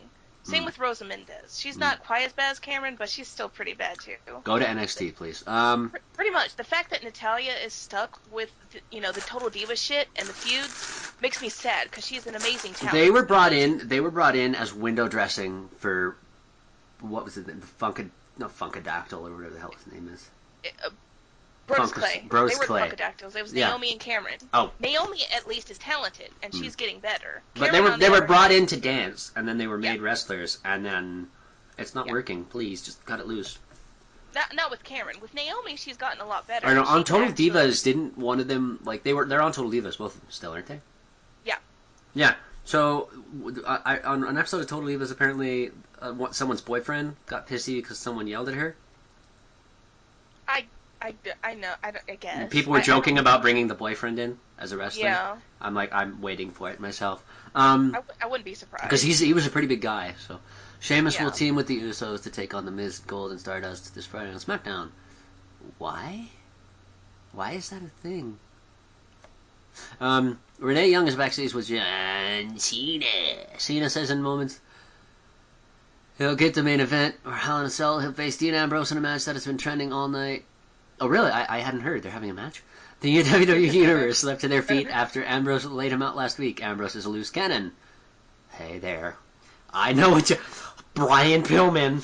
I'm on Exactly. to you. I'm on to you, Cena. Going for the cheap heat. It's But true, though. he has the guts to stand in the ring with him. Tonight is about toughness. Sorry. I accidentally scrolled up. Where are we going?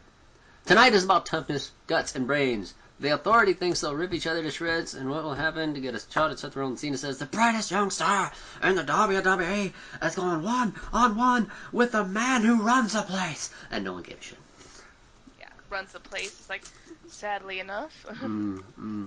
Hulk Hogan's like, Hulk Hogan just pops out of the ground. We're talking about brother.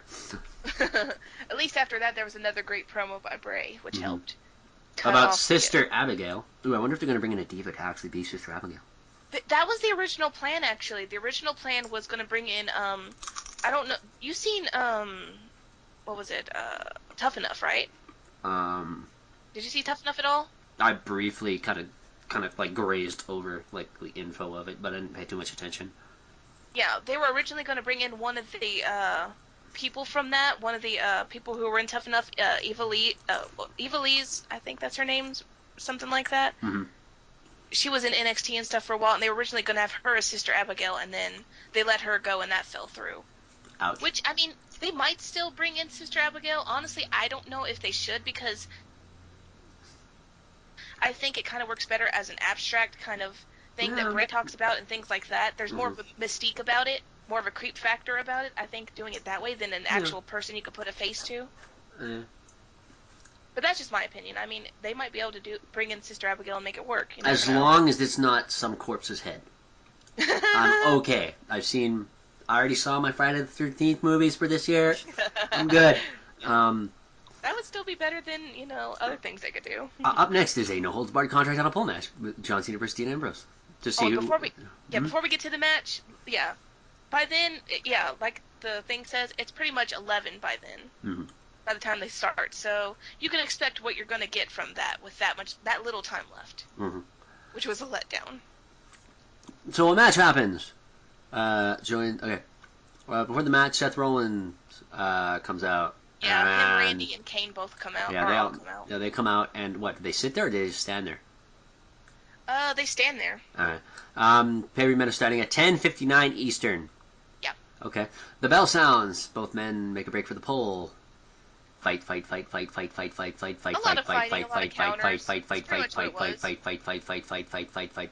Basically. Kane, Orton, and Rollins are smiling and clapping. More fight. Ambrose throws off. Cena falls out ring. Ambrose follows him. Why would you go outside to beat Cena up? He's out of the ring. Go grab the contract. JBL. Yeah, I know, right? JBL just did it. JBL just yelled it. Thank you, JBL. Well, maybe because he's unstable. He's too focused on the beating. Skronk. Yeah. Cena goes for an AA on the stage. Ambrose slides off. Ambrose climbs rope. Cena catches him with an electric chair drop. Oh, shit. Yeah, that's pretty nice. Cena climbs the ropes, but Ambrose gets Cena off. Cena goes for the AA. Ambrose slides off and goes for double arm DDT.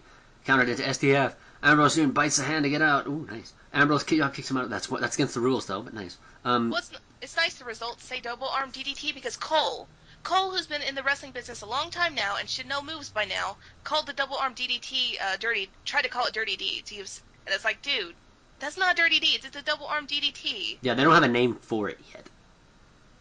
They have a name for Ambrose's finisher. It was a different thing that he was doing. Yeah, the Dirty Deeds is a different move, but they don't have a name for his new double arm DDT finisher yet. No, but he didn't even say double arm DDT. He tried to call it a Dirty Deeds. Yeah, it's okay. like, dude. I'm sure he got yelled at. I'm sure there was someone in his microphone yelling at him. Ambrose drop kicks him out of the ring. Suicide dive. Bounces him off the steps. Cena comes back with some step spots, which probably look like shit. Ambrose then reversal whip into a barricade. Did Cena ever go for the top rope flipping, spinning Hurricane Rana? Because that's like totally his move. That's what I paid for him to see. You remember when he actually did that? That blew my mind. No, he did not. He did that. He actually did that in a match a while back. He did like a top rope Hurricane Rana flip. Oh, he's done it a few times. Yeah. It's not great by any means because he's too big for it, but he has done it. Randy Orton, I think Big Show almost did it once. Yeah, he used to do drop kicks and things like that back in the day in WCW. He used to be able to do a moonsault, and apparently that's what I was gonna say, moonsault. Yeah. And Kevin Nash was actually the only one that was willing to take it. But the match they were supposed to do it, Kevin Nash had an upset stomach, so.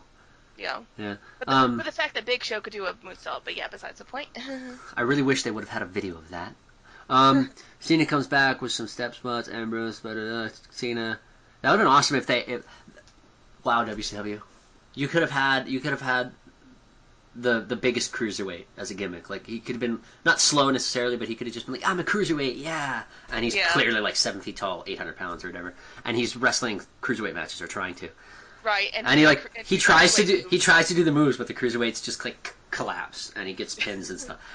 It writes itself, WWE. It writes itself. Anyway, Cena comes back with some step spots. Ambrose then reverses whip. Randy Orton talks to Ambrose, slaps him back. Cena takes Ambrose from behind. And the Authority, Kane, Rollins, and Orton attack the two men because we can't have a clean finish. They soon clear the ring of them. Cena hits Kane. He sees Ambrose on the top rope. Ambrose does the "You can't see me." Yes! Ambrose for the win. It was great. He's like rubbing it in his face.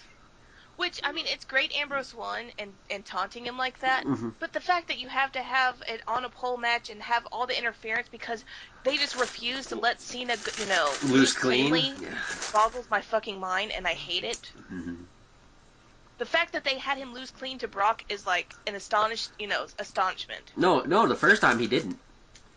When Brock first came back. No, I'm talking about SummerSlam.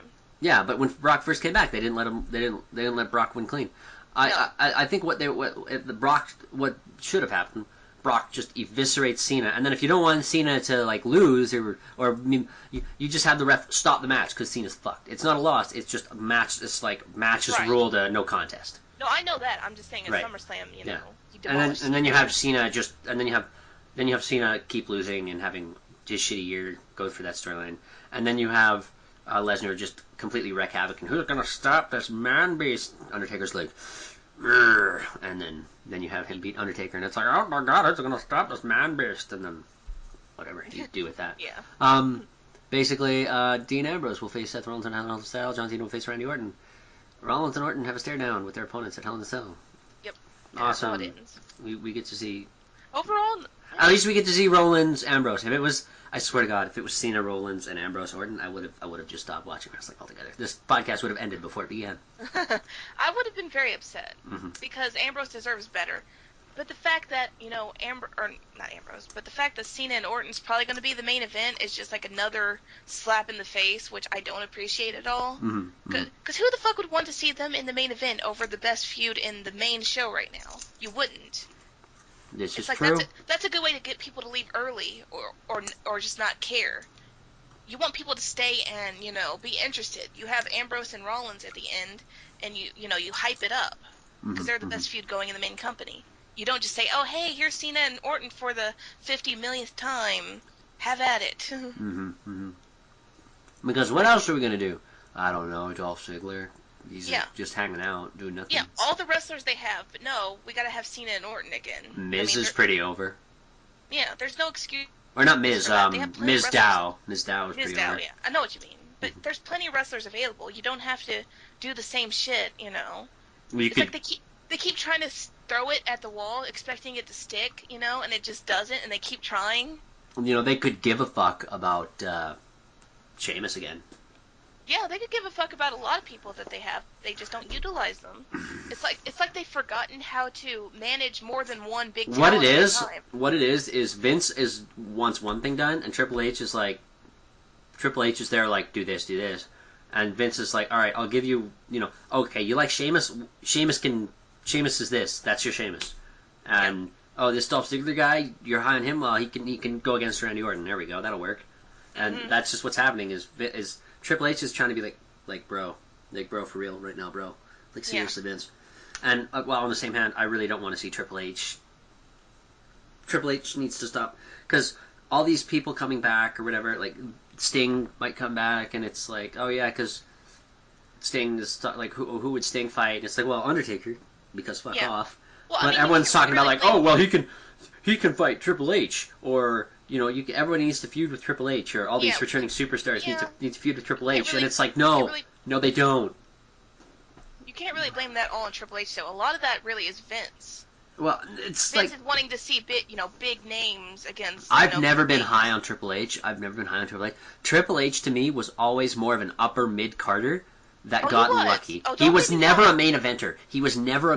No. He never got through that main event ceiling. He had a good year in 2001, but he never got true main eventer status. He was just an upper mid Carter that got really fucking lucky. I was never high on him. I can agree with that. I absolutely agree the fact that he was never a main eventer, compared to like Rock and Stone Cold. He got the main events, they try to push him as that. Vince and stuff did because he was high on him. But he never was that main event like Rock and Stone Cold and them were. He was around them, he was on the cusp, but he wasn't quite there. But like I said, for all the people say that he's buried everybody, I mean, I will admit that he has buried, at least we know Booker T in the past. Yeah. But everybody that they say he's buried, that's not true. That hasn't happened. We can agree on the Booker T thing, because absolutely, that was a horrible burial. That was horrendous. How does he have the balls to even... I don't know Yeah. how he justified that. He has titanium balls, man. Yeah, that was horrible, and we can all admit to that. He and all fucking agree. called Booker T boy and goes over him clean at WrestleMania. Yeah, No. that was horrible. I mean, No. there was no need for that. And plus, what Booker T did everything to him. You know, Triple H took all the moves, and then what? He took one pedigree, I think, and that was it. Mm. Something stupid like that. But yeah, we can all agree that Triple H, you know, buried Booker T. But a lot of the other ones that they've talked about, that didn't happen. You know, and I think Triple H has changed a lot from back in the day. You know, he's gotten a lot better mindset because, you know, what we're going to talk about NXT, just look at NXT and how much better that is. Yeah, Triple H is someone we could talk to just about, you know, in one show just because of how much there's to talk about. But yeah, that's Raw. This whole authority angle, this is just... It's played out. It's the reign of terror again. It's the reign of terror. Yeah, kind of. It's not as exciting as the McMahon-Helmsley era, though. Which, you know, despite what people think, the McMahon-Helmsley era was actually more popular rating-wise than the Austin McMahon stuff. Yeah. Which a lot of people don't get, but, you know, it's a thing. I mean, I liked it at first, you know, there was good stuff going, then you had, like, the Brie Stephanie stuff and things like that. It just kind of starting to play out a bit. They just need to kind of move off and do something else, I think. Yeah. In the very least, do something different with Kane. I'm not a fan of the corporate Kane gimmick at all. Citizen Kane? You don't like Citizen Kane? Not at all. Okay. I think it's played out.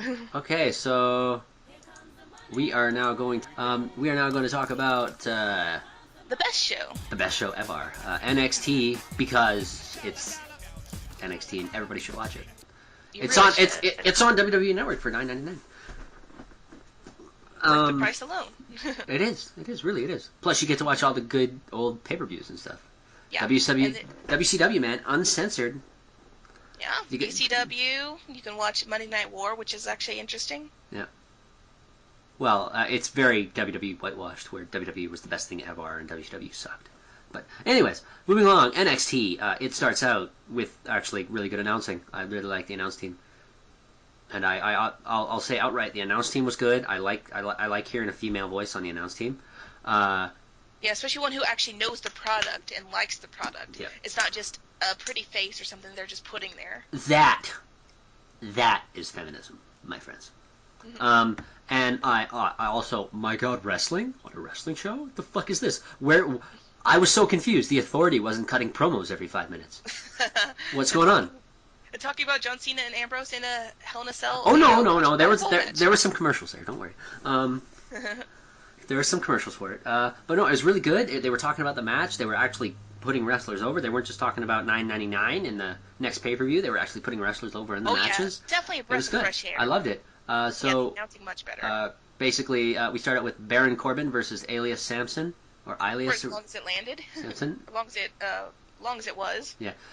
Corbin has a good look. I'm also using my own notes because I actually watched NXT. High five. Corbin has a good look. Tattoos are interesting. Not a fan of the sort of finisher he used. That really it's really hard to sell that well. He needs a new finisher. But I can see that. But I do like his look. I think he's got a good presence about him. So Yeah. I think. What was he the has name of that? potential. It does. Yeah, he has some potential. What was the name of that move again? End of Days. End of Days. That's one of the stock names in WWE video games. It's one of like the stock names to name your finisher. Yeah. End of Days. Pretty much. Yeah. I mean, he could use a better finisher, but like I said, I think he's got the presence and thing to get farther. So I'm Yeah. looking forward to more about him. Yeah, I don't know. If you're not sure what to give a guy for a finisher, then don't give him a finisher. Just have him win some other way until you figure it out. Carmella is supposed to come out. I don't know who that was, but okay. Sami Zayn promo. Oh no, yeah. Talk about Carmella first. I was gonna say Carmella is, she used to be a hairdresser, quote unquote, that hung around Big Cass and Enzo Amore. She got fired because of them, and then she started training, and then she's getting a tryout by William Regal. Right. She got fired because of what happened involving a tag match later. We'll discuss later on. Sami Zayn promo, yay! And the crowd gives him the ole. He talks about, which is nice. He appreciates it. It's good times. He talks about hating losing and says he's better than that. Now he wants a title shot, and he's tired of not being good. Tyson Kidd then walks in wearing a Sami Zayn t-shirt, and I'm like, huh? Yeah, that was funny. Says Sami Zayn will never be champion. He drops the ball too much. All that stuff. Sammy asks if Tyson got Natty's permission to come out here, which is good. No, that was great. What's even better is when he challenges Tyson Kidd to a match and tells him to borrow Tyler Breeze's phone and to call Natty to make sure it's okay. And Tyson goes, why would Tyler Breeze have Natty's number? Yeah, right. It's funny. He tells Tyson to go home and cry himself to sleep watching Total Divas. Tyson says he would rather be on Total Divas than be a total loser. Oh, even the crowd did that. Like Sammy compares Sammy to Cruel Sisyphus, pushing the boulder up the hill and never quite getting it to stick. They bicker and set a match tonight against each other, providing that Natty okays it for Tyson. And Tyson says, "Oh, I gotta call and check on my dogs and stuff," and it was funny. It was good. Tyson is improving. Very enjoyable. I liked it. This was well done. Yeah, let me say, Tyson Kidd, he is someone I never thought would be as amazing as he's become. He's someone I look forward to see every week. I mean, he is probably one of the best heels right now by far. He does an amazing job both in the ring and on the mic. I liked him back when he was on SmackDown. I mean, I liked him, but he just, the way they packaged him and stuff, it just didn't really have anything going. But with NXT, he has room to really, talk and wrestle, and he's proven that he's a great talker, great heel, and an amazing wrestler. So no, I absolutely love him. It has nothing to do with the fact that he's a Calgarian and so am I. No, nothing at all. I love him. But yeah, he's great, and of course, Sami Zayn is, amazing. If you didn't know El Generico in the past in the Indies, at least watch NXT and you'll see how amazing he is. No. El Generico went to Mexico for the orphans and he got killed by the cartel. Oh yeah, that's right. Damn it. He was Poor Generico. Poor Generico for the orphans. Shed a tear. Shed a tear for El Generico. He's not always making butch, but when he does, it's on Butchamania. Tyson says he would rather be on Total Diva, blah, blah, blah, blah, and then we move on to the Lucha Dragon. Lucha. And they're doing the gayest arm movement I've ever seen in my life. I love the tag team, though. Mm-hmm. I do. I like flippy shit. Together. I like flippy shit. Flippy shit's cool. I think they're really good together. I mean, it's really good for Kalisto, and it's really good for Sin Cara, who... It's really good for Sin Cara, who, didn't have anything... Well, Hanakara, but it's really good for him who didn't have... Hanakara. Anything going for him, before, and it's made him better, too, as a tag team, and it's good for Kalisto, who's new, so... I like it. Yeah, they gel really well together. Yeah, versus Wesley Blake and Buddy Murphy, Team Thick. What a name. Kalisto, I like. I like Kalisto. He looks like he's going to be what Sin Cara should have been. I think so. Bachikara. So Bachikara. Blake and Sin Cara open up. Quick sequence. Blake tags to Murphy. Another quick sequence. I'm just going to kick... When I say sequence, it's basically just they're doing flippy arm drag, grabby, flippy into like a... The step over, like, flip into, like, a headlock, that kind of shit. Just sequences like that. Nothing too substantial. Nice. Yeah. No, another quick sequence. They're all good, crisp sequences. Sin Cara ends up on the apron.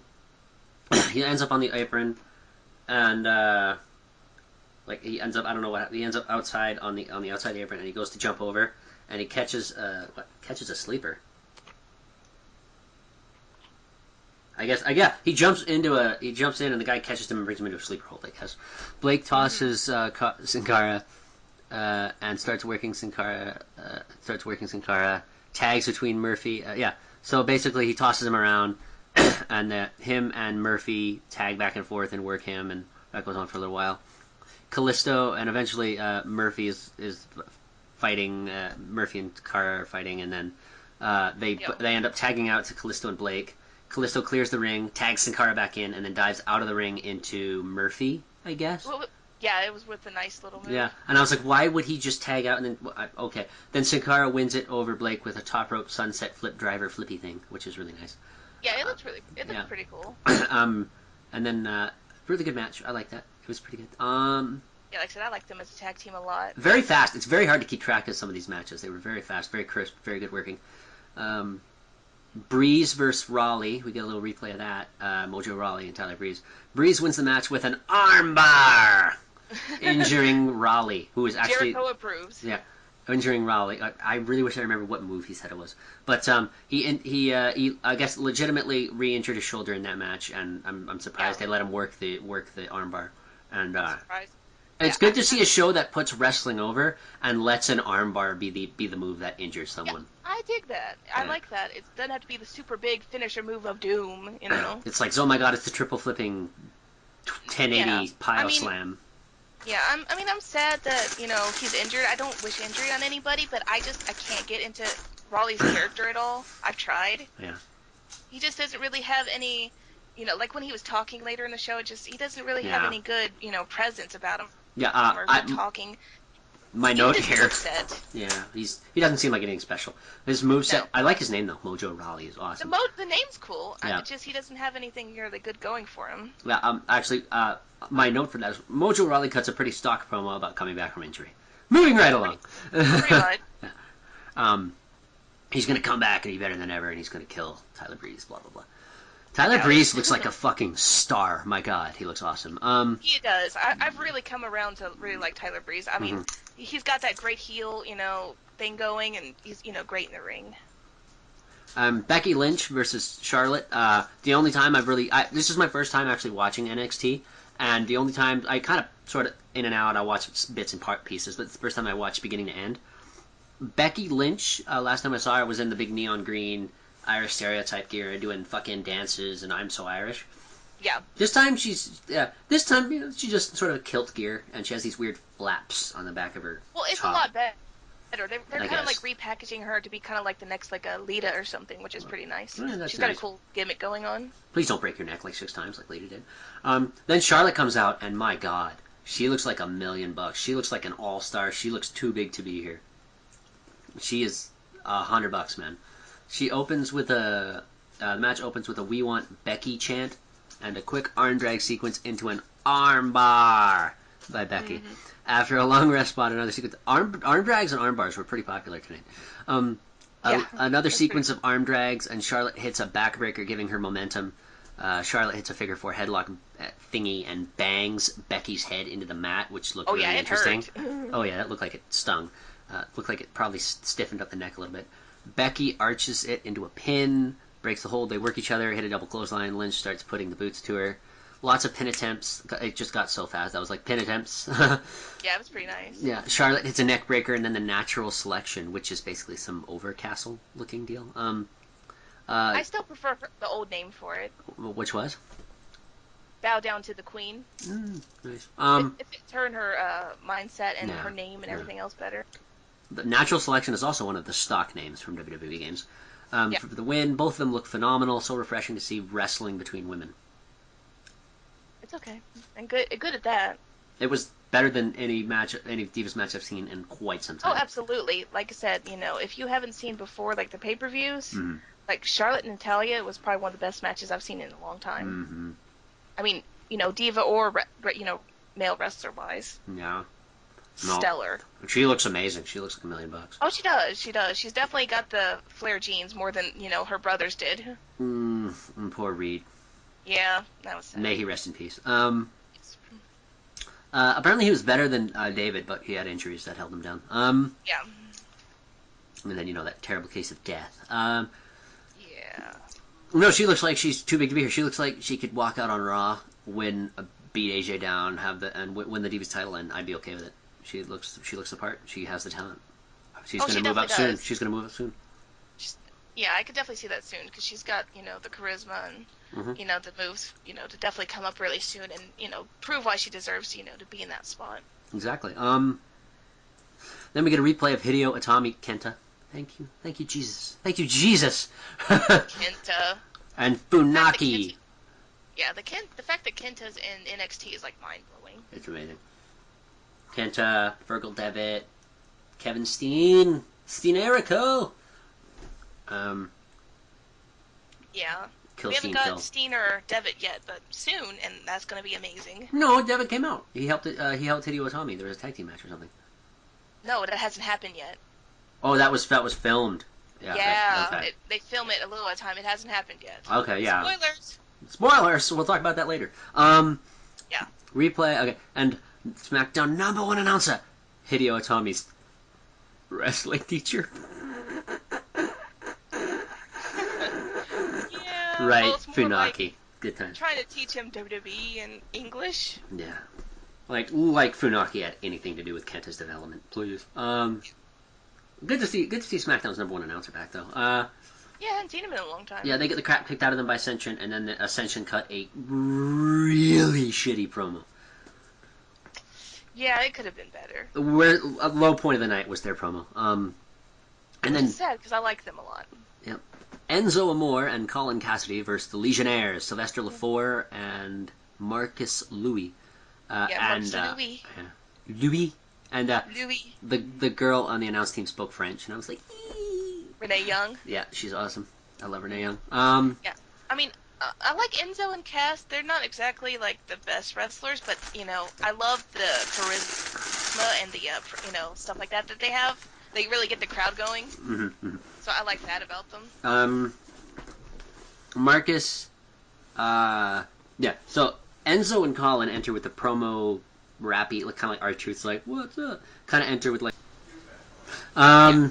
Marcus has Kurt Angle's wig headgear gimmick after he was balded by that's hair exactly cream. what I thought too. And then not long, it takes about a quarter of a second before the headgear is removed by accident by, hang on, Sylvester Lefort. by Sylvester, who Marcus beats down. Legionnaires Which are, I didn't expect. yeah, Legionnaires are broken up, I guess. Or at least they're fighting. I didn't expect that at all. I expected it to like pump up Marcus Louis and make him angry and like go after Enzo or Cass or both. Like go crazy on them. I didn't expect him to go after his partner at all. That's an interesting move. Yeah. Amore and Colin, thoroughly confused, demand another match and call out a girl in Fallout Vault jumpsuit tights, referred to as Old Blue Pants, who is actually Leva Bates, an indie darling. Apparently. Yeah, so they used her. Yeah, they use a lot of indie darlings like they do with the Rosebuds. I believe that she, yeah, I know, okay. Yeah, Leva Bates. But yeah, I'm like, Vault jumpsuit tights, what? Old Blue Pants, which I hope they run with. That's her name now, Old Blue Pants. Yeah, the fans were chanting Blue Pants, which was great. It got over pretty quick. They then introduced Carmella, former hairdresser whose cream was used to bald Marcus Louis. She's a wrestler now, so it's her versus... She's a wrestler now, so it's her versus Blue Pants. Yes. Blue Pants, Leva Bates, versus Carmella. Almost instantly, a vicious-looking leg sweeper by Carmella makes Blue Pants step out. And goodbye, Blue Pants. Yeah. Poor Blue Pants. We hardly knew ye. But it was pretty interesting, It's a good way to, I guess, arrive officially and things like that. Might see interesting things from her. Yep. Becky is backstage and she cusses out some random. Sasha Banks. Sasha Banks, okay. Yeah. She looks really typical, like, Guidette style, and I was like, oh, God. No, it's Sasha Banks. She's like one of the bigger female wrestlers in NXT right now. Oh, I'm sure she has talent. I'm just like, oh, my God, she's kind of, what the oh, I know, believe me. Yeah. Yeah. Yeah, her character gets under my skin. But Yeah,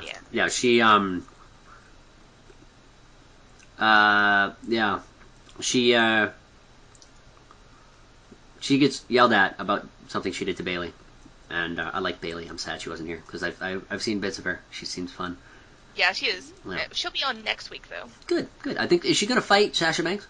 Yes. Nice. What exactly happened to Bayley? I'm trying to remember. It's just like, I think Sasha Banks came out and, well, she was bagging on her word-wise, but she also came out and beat her up and stuff, too, or she was trying to.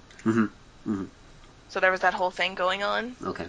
And yeah, she thinks she's better than Bayley. Yeah, Sasha says you gotta do things, blah, blah, blah, and then Becky looks in the mirror and has this really conflicted look, and it's like, oh my God, what's she gonna do? Oh my God.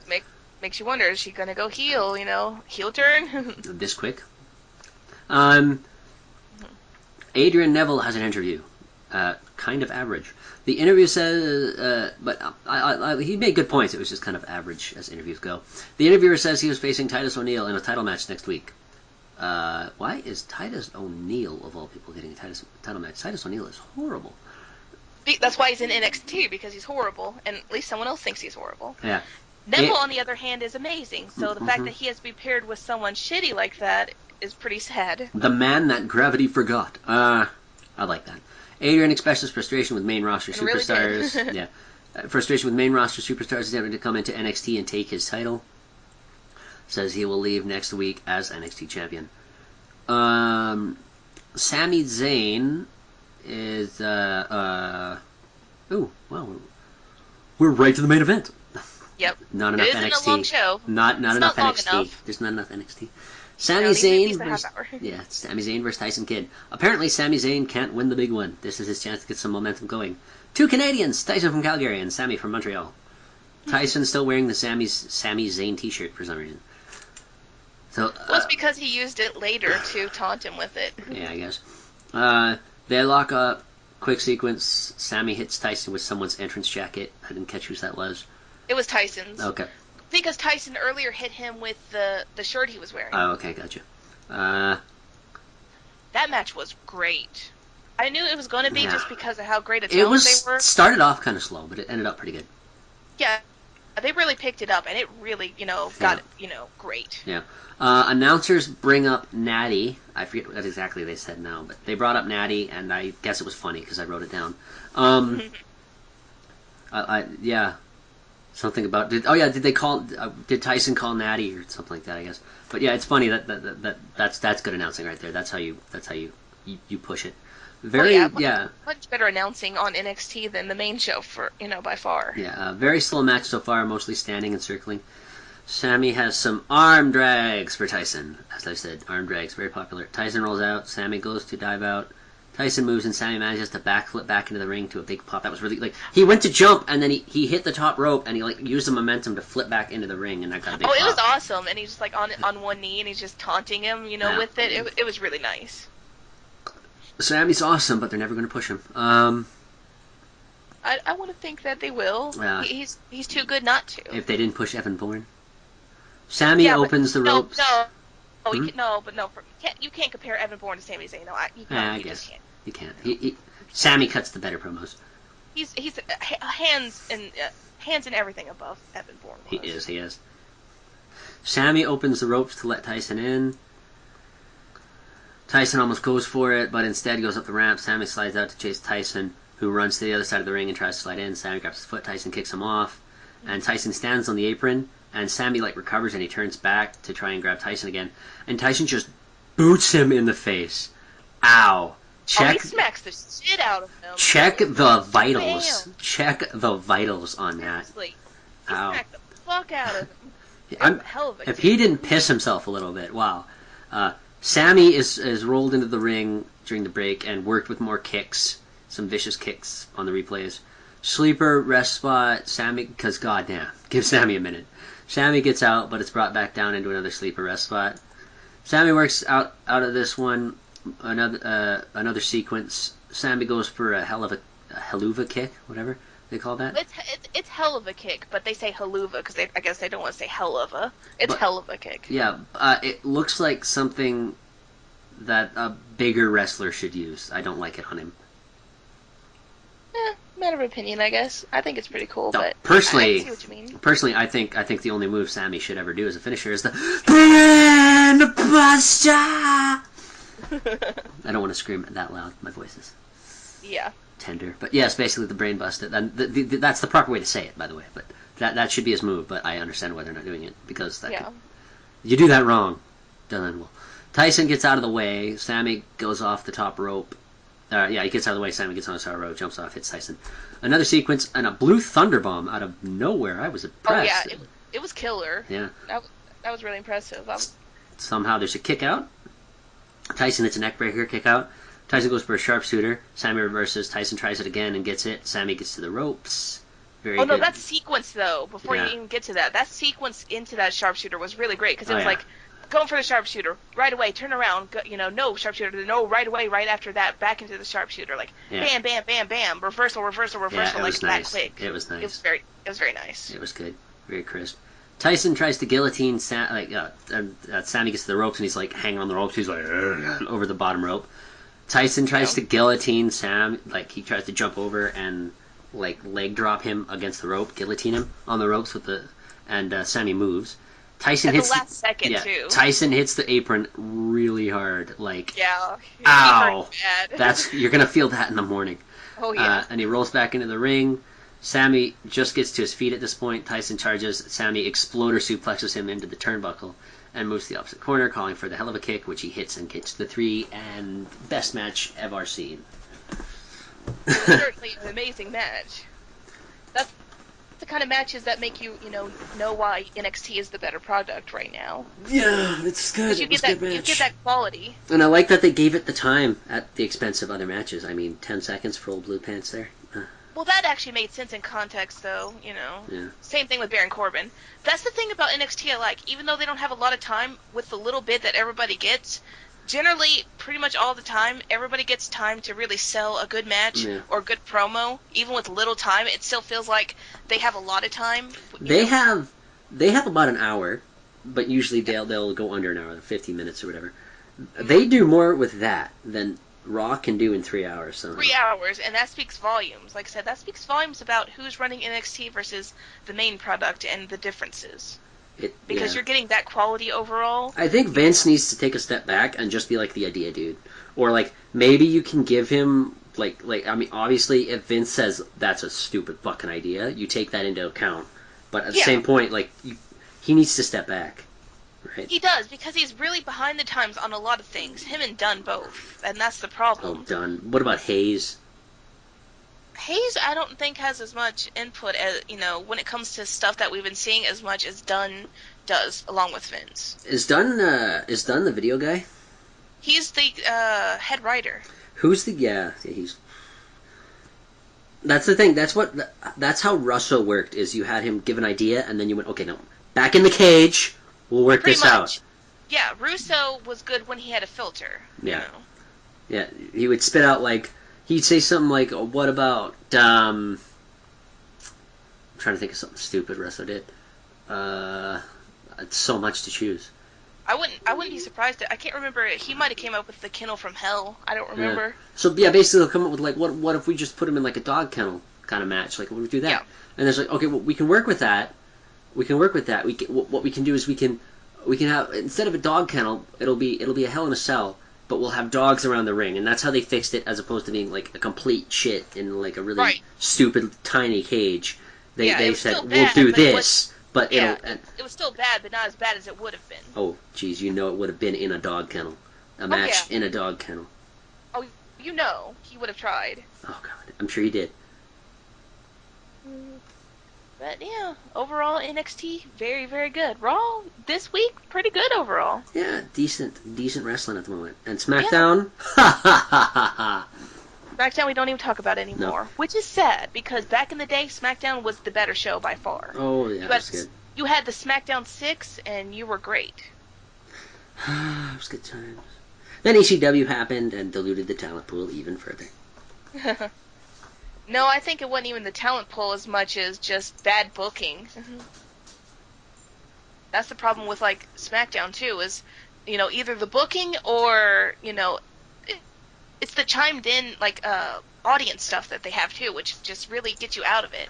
It's you could tell they're chiming it in and they're putting it in there. It's how can I get into a match if you're just putting in all that stuff? I can't. Yeah. But that's why we don't talk about SmackDown. We talk about Raw and we talk about NXT and pay-per-views. Yeah, and no other companies, unless there's some big indie card that we might want to briefly discuss. Big indie card. No other companies get discussed. None. Unless there happens to be some big news, I'm looking at you, YouTube commenter TNA fan 61. I mean it. Yeah, no other companies, no. But yeah, I think that's a good way to talk about things. And I think this was a good format. Yeah. Next time we'll have more to talk about and see what other news comes up and things like that. I guess to end the show, as it were, we can probably do a little bonus fun segment. What I like to call what I'm going to start now, and I believe we're going to call it the I'm not sure. It might not just be about breaking kayfabe or something, but we'll call it debating wrestling logic. Working title: Debating wrestling logic. All right. Okay. Debating wrestling logic. What is bum bum bum bum? Time for the Spoony One Wrestling Show. No. Basically, what is the kayfabe regarding the sound engineers and you know the video truck? Like not so much video truck, but like what is the kayfabe where a wrestler that has been banned from the arena, he'll come back, but they'll still have, or there'll be like a boss will be cutting a promo, and they still have like the music and the video come out when the guy walks out. Like, wouldn't, like, in kayfabe, the boss go to the video truck and go, you ever do that again? You ever cut off when I'm talking out there? You know, when I'm on live TV, you ever do that again? I'm going to fire all your asses. Like, what is the kayfabe there? Like, how does that work in kayfabe? Right, and how would you have their music and stuff ready if they're not supposed to be there or something? Yeah. And like, how would... Like, and what like, sometimes there's, like, situations where... It's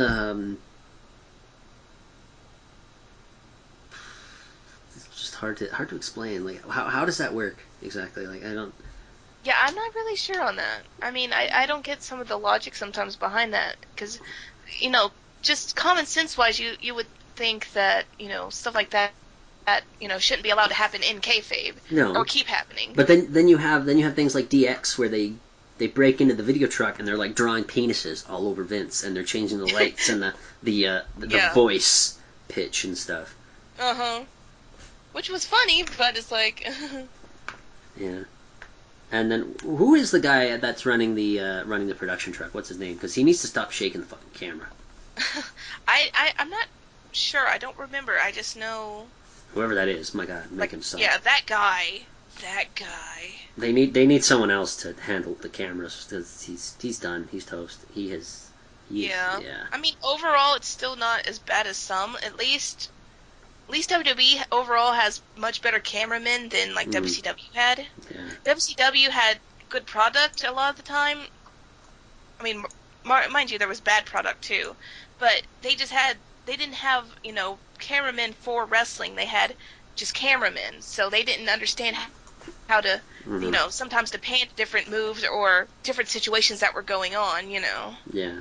So that made it a little harder, you know, to get into back then, because they just didn't know how to, you know, do that. And with the money that, you know, they had for a budget and things like that, you think they would have been able to get, you know, more wrestling photographers, you know, that kind of thing, you know, cameramen. Yeah.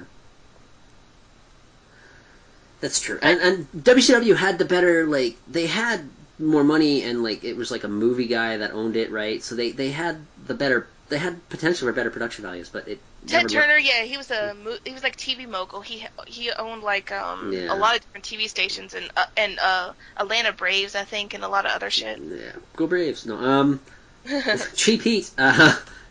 Cheap Pop, go Braves. No, yeah, Cheap Pop. But yes, back to the kayfabe. How is the sound like? Are they just some entity that isn't like discussed? Like, is it just some like oh, they're production? We don't like. That's just not a thing, or are they like?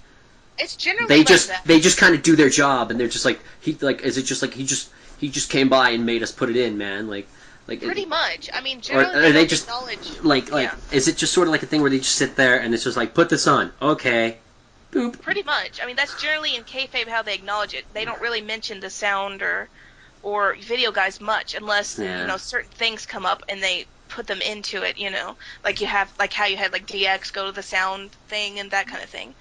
It's generally not brought up, you know. It's generally just assumed, hey, this just happens, I guess. They don't really bring it up overall. Yeah. I guess so. This was a shorter segment than I thought it would be, but we've come to an agreement. Aha. On December 11th. Yeah. Well. I think overall that was. I guess there we go. Yeah. I was hoping for a longer segment at the end there, but I guess, you know, it's the first one. We'll figure it out. We'll get better. Yeah. We'll get stronger. Yeah, always. There's always next time. We'll come back next time more folked than ever. full of the rocket fuel. Yeah. We'll load the podcast with the rocket fuel. Load the podcast with the rocket fuel, Hulk Hogan. Hulk Hogan, we will take the controls into another time, Hulk Hogan. Good old Ultimate Warrior. May he rest in peace.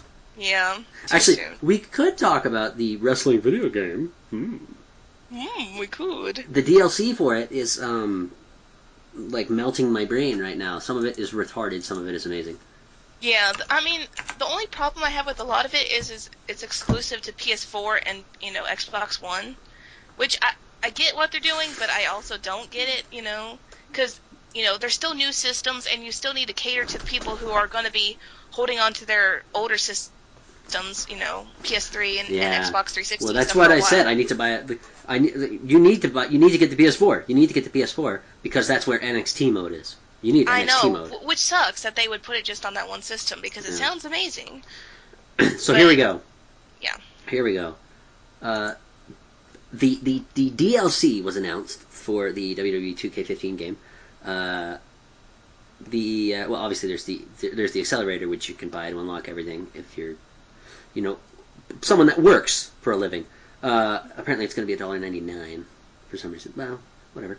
But yeah, if you work for a living and don't have the time to, beat the Undertaker on Super Legend mode without taking any body damage to unlock that weird thing. So one of them is 2K Showcase One More Match, which is focused on the rivalry between Randy Orton and Christian from 2011, which was ass. Which was shit. Which was so bad, in fact, that I can't believe Christian was buried so hard. He never got any kind of win over Randy Orton. It was like, why are you putting this in a video game? To be fair, though, although most of it was crap, they did have one, I think it was from 2011 too, I want to say it was, one amazing match. Yeah. That they had was from Over the Limit. Mm-hmm. That match, on the other hand, was amazing. Mm-hmm. Even Randy in that was amazing. So, even if the feud overall itself wasn't good, we at least got one great thing out of it. Yeah, I guess. But, Christian was just buried. He deserves so much more. He deserves a title win. If Edge gets a title, then Christian deserves a title. Yeah. He went over to TNA and he got really over, so. Yeah. But then TNA started being TNA, so he had to leave. Yeah. Yeah, I don't know. So they have the balls to charge $10 for that. It's gonna have in the rivalry or whatever. It's gonna have Christian, Randy Orton, Edge, Mark Henry, and Sheamus as playable characters. Playable arenas include the 2011 SmackDown, Extreme Rules, Over the Limit, and Capital Punishment arenas because Over the Limit 2011, that's where I want to have my matches in the WWE game. I mean, I wouldn't probably want the matches, but that is the match that Randy and Christian had that match in, though. Yeah, I guess. Then this one just blew my I almost was like, is this a joke? Is this legitimate? I was looking to see if this was a fake post. Yeah. Hall of Pain, a story focused on the top matches of WWE superstar Mark Henry. Yeah. That's I'm what? Yeah, that's an interesting reaction about it. Playable WWE superstars include Mark Henry, Big Show, Kane, Jey Uso, Jimmy Uso, Sheamus, The Great Khali, Randy Orton, Daniel Bryan, and Ryback. Playable arenas include SmackDown 2011, Vengeance 2011, and WrestleMania 29 because 2011 is just popular these days. Yeah. And why would you ever want to play as Great Khali, though? Why would you play through a Mark Henry? No. They have the gall. They have the balls to ask for $10 for that.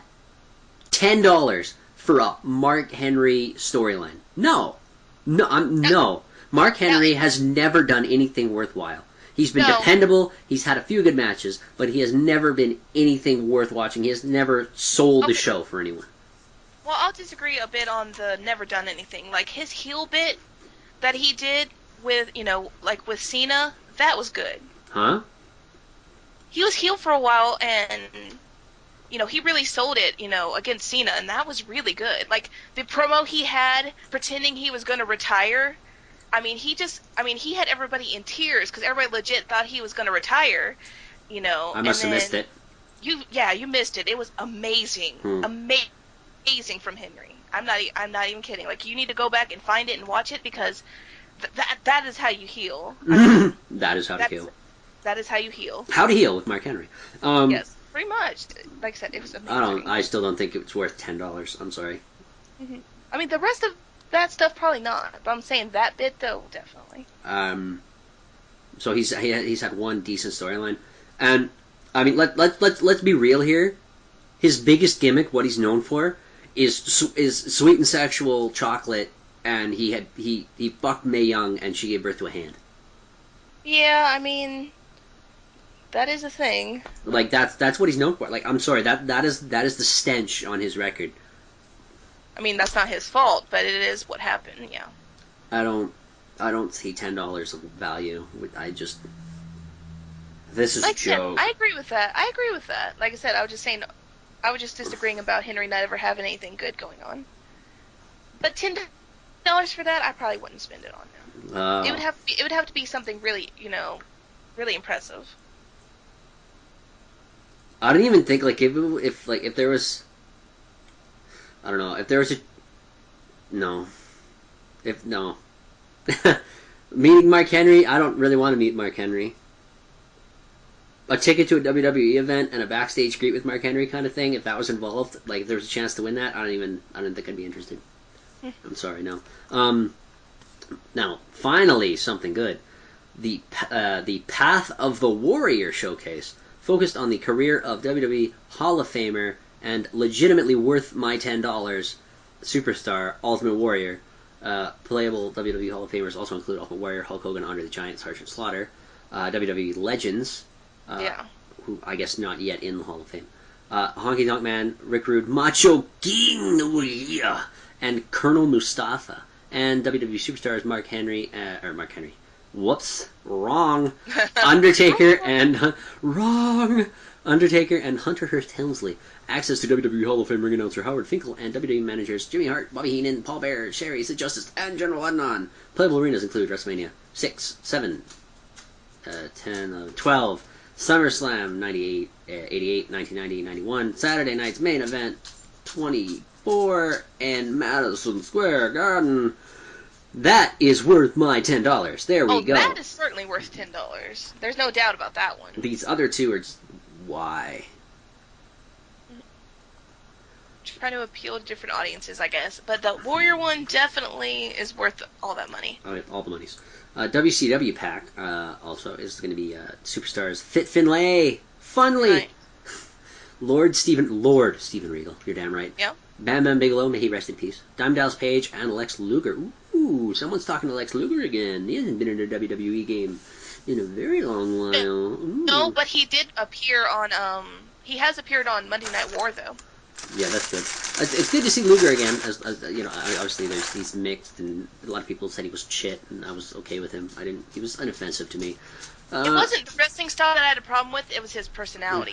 Nice to see TNA Hall of Famer Lex Luger. Nice to see that.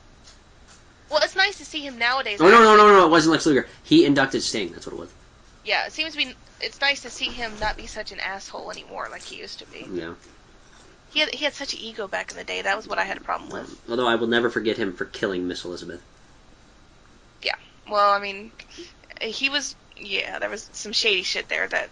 Mm-hmm. Yeah. All for $7.99. It's not. Oh my god! WCW. I just realized all these showcase packs are $9.99. Ha! And you can buy them on the WWE Net. Oh wait, no, not. Playable NXT superstars. The NXT Arrival pack. Playable NXT superstars. JBL. Huh. He was the GM for NXT for a while. JBL. No. Yeah. I'm sorry. No. JBL's He was not good. an NXT superstar. Adam No, but Rose. And Adam Rose is also not on NXT any longer. And The Ascension, He who was, though. will soon not be on NXT any longer. Soon, but I mean, there's still a little while. They've also been cleared for toys. They're on the toy line and stuff. Yeah, I know. So, yeah. It'll be soon. Yeah, they're coming up. Playable NXT They're- Diva Emma. Yeah, I like Emma. All that for $6.99. That's getting risky there. I don't know if I'd pay that much. Alright. And the new move packs are a new moves pack. More than 30 new moves, including an alternate version of Sister Abigail, performed from the ring corner and made popular by Bray Wyatt. Multiple gut wrenches made popular by Cesaro. And I'm assuming a couple of special moves.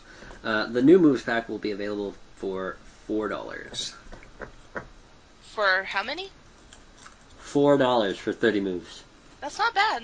I mean, I don't really think you should have to buy, extra moves, but it's not a bad price for 30. However, if you buy the WWE 2K15 Season Pass, which you will, you get access to Paige, WWE Diva Paige, because, yes, you will buy it now. Yes. The Accelerator, and all 3 of those showcase stories, which I don't know. Is Paige worth it? That will only cost $24.99. $24.99 for everything? I think it'd be worth it. Well, basically $24.99 for Paige. Let's get real here. I think it'd be worth it. Yeah. Because you get all the extras. I'm not gonna play the Mark Henry. Could I just get Paige and Path of the Warrior, and you guys can keep the other ones? And I don't think that I'll throw them in. That doesn't count the WCW or NXT or New Moves pack. I don't believe. I'm not sure. Yeah. So yeah, I don't. Oh, dude, what? Sid Justice is going to be in the game. What? Not even Sid Vicious. Where? Sid Justice is going to be in there. Yeah. As a manager, though. As a manager. Oh. That's cool, though. That's the people. The only people I downloaded on 2K14. The only usually I download a bunch of legends. Yeah. The only people I downloaded was Roddy Piper, who I guess burnt some bridges. That's sad. And Lex Luger, Sid, and cause I don't know why Sid wasn't in, because he should have been. WrestleMania 13 should have been, because that was Undertaker. Like this, the game was Undertaker and Psycho Sid. Yeah, it was pumping up Undertaker and Sid. It was pumping up Undertaker, that game. Like the big collector's edition, which I bought, came with an autograph from the Undertaker, which I cherish greatly. And That's awesome. yeah, it was him. It was pumping him up. There was the streak mode and all that stuff. And his first real WWE title win against Sid Justice, they don't put in the game. Yeah, that's pretty surprising. They mustn't have talked to Sid, I guess. I don't know, but he's in this one. Know. Here's a bad joke. Have Sid Vicious versus Kevin Nash. See whose leg gets hurt worse quicker. Okay, this is going to go down a bad road. With that, I think we will call it a day from, I guess, Axis of Action's This Wrestling Thing. The wrestling podcast. thing. This is Interfaced signing out for Phoenix Justice. Thanks for listening. Just signing out.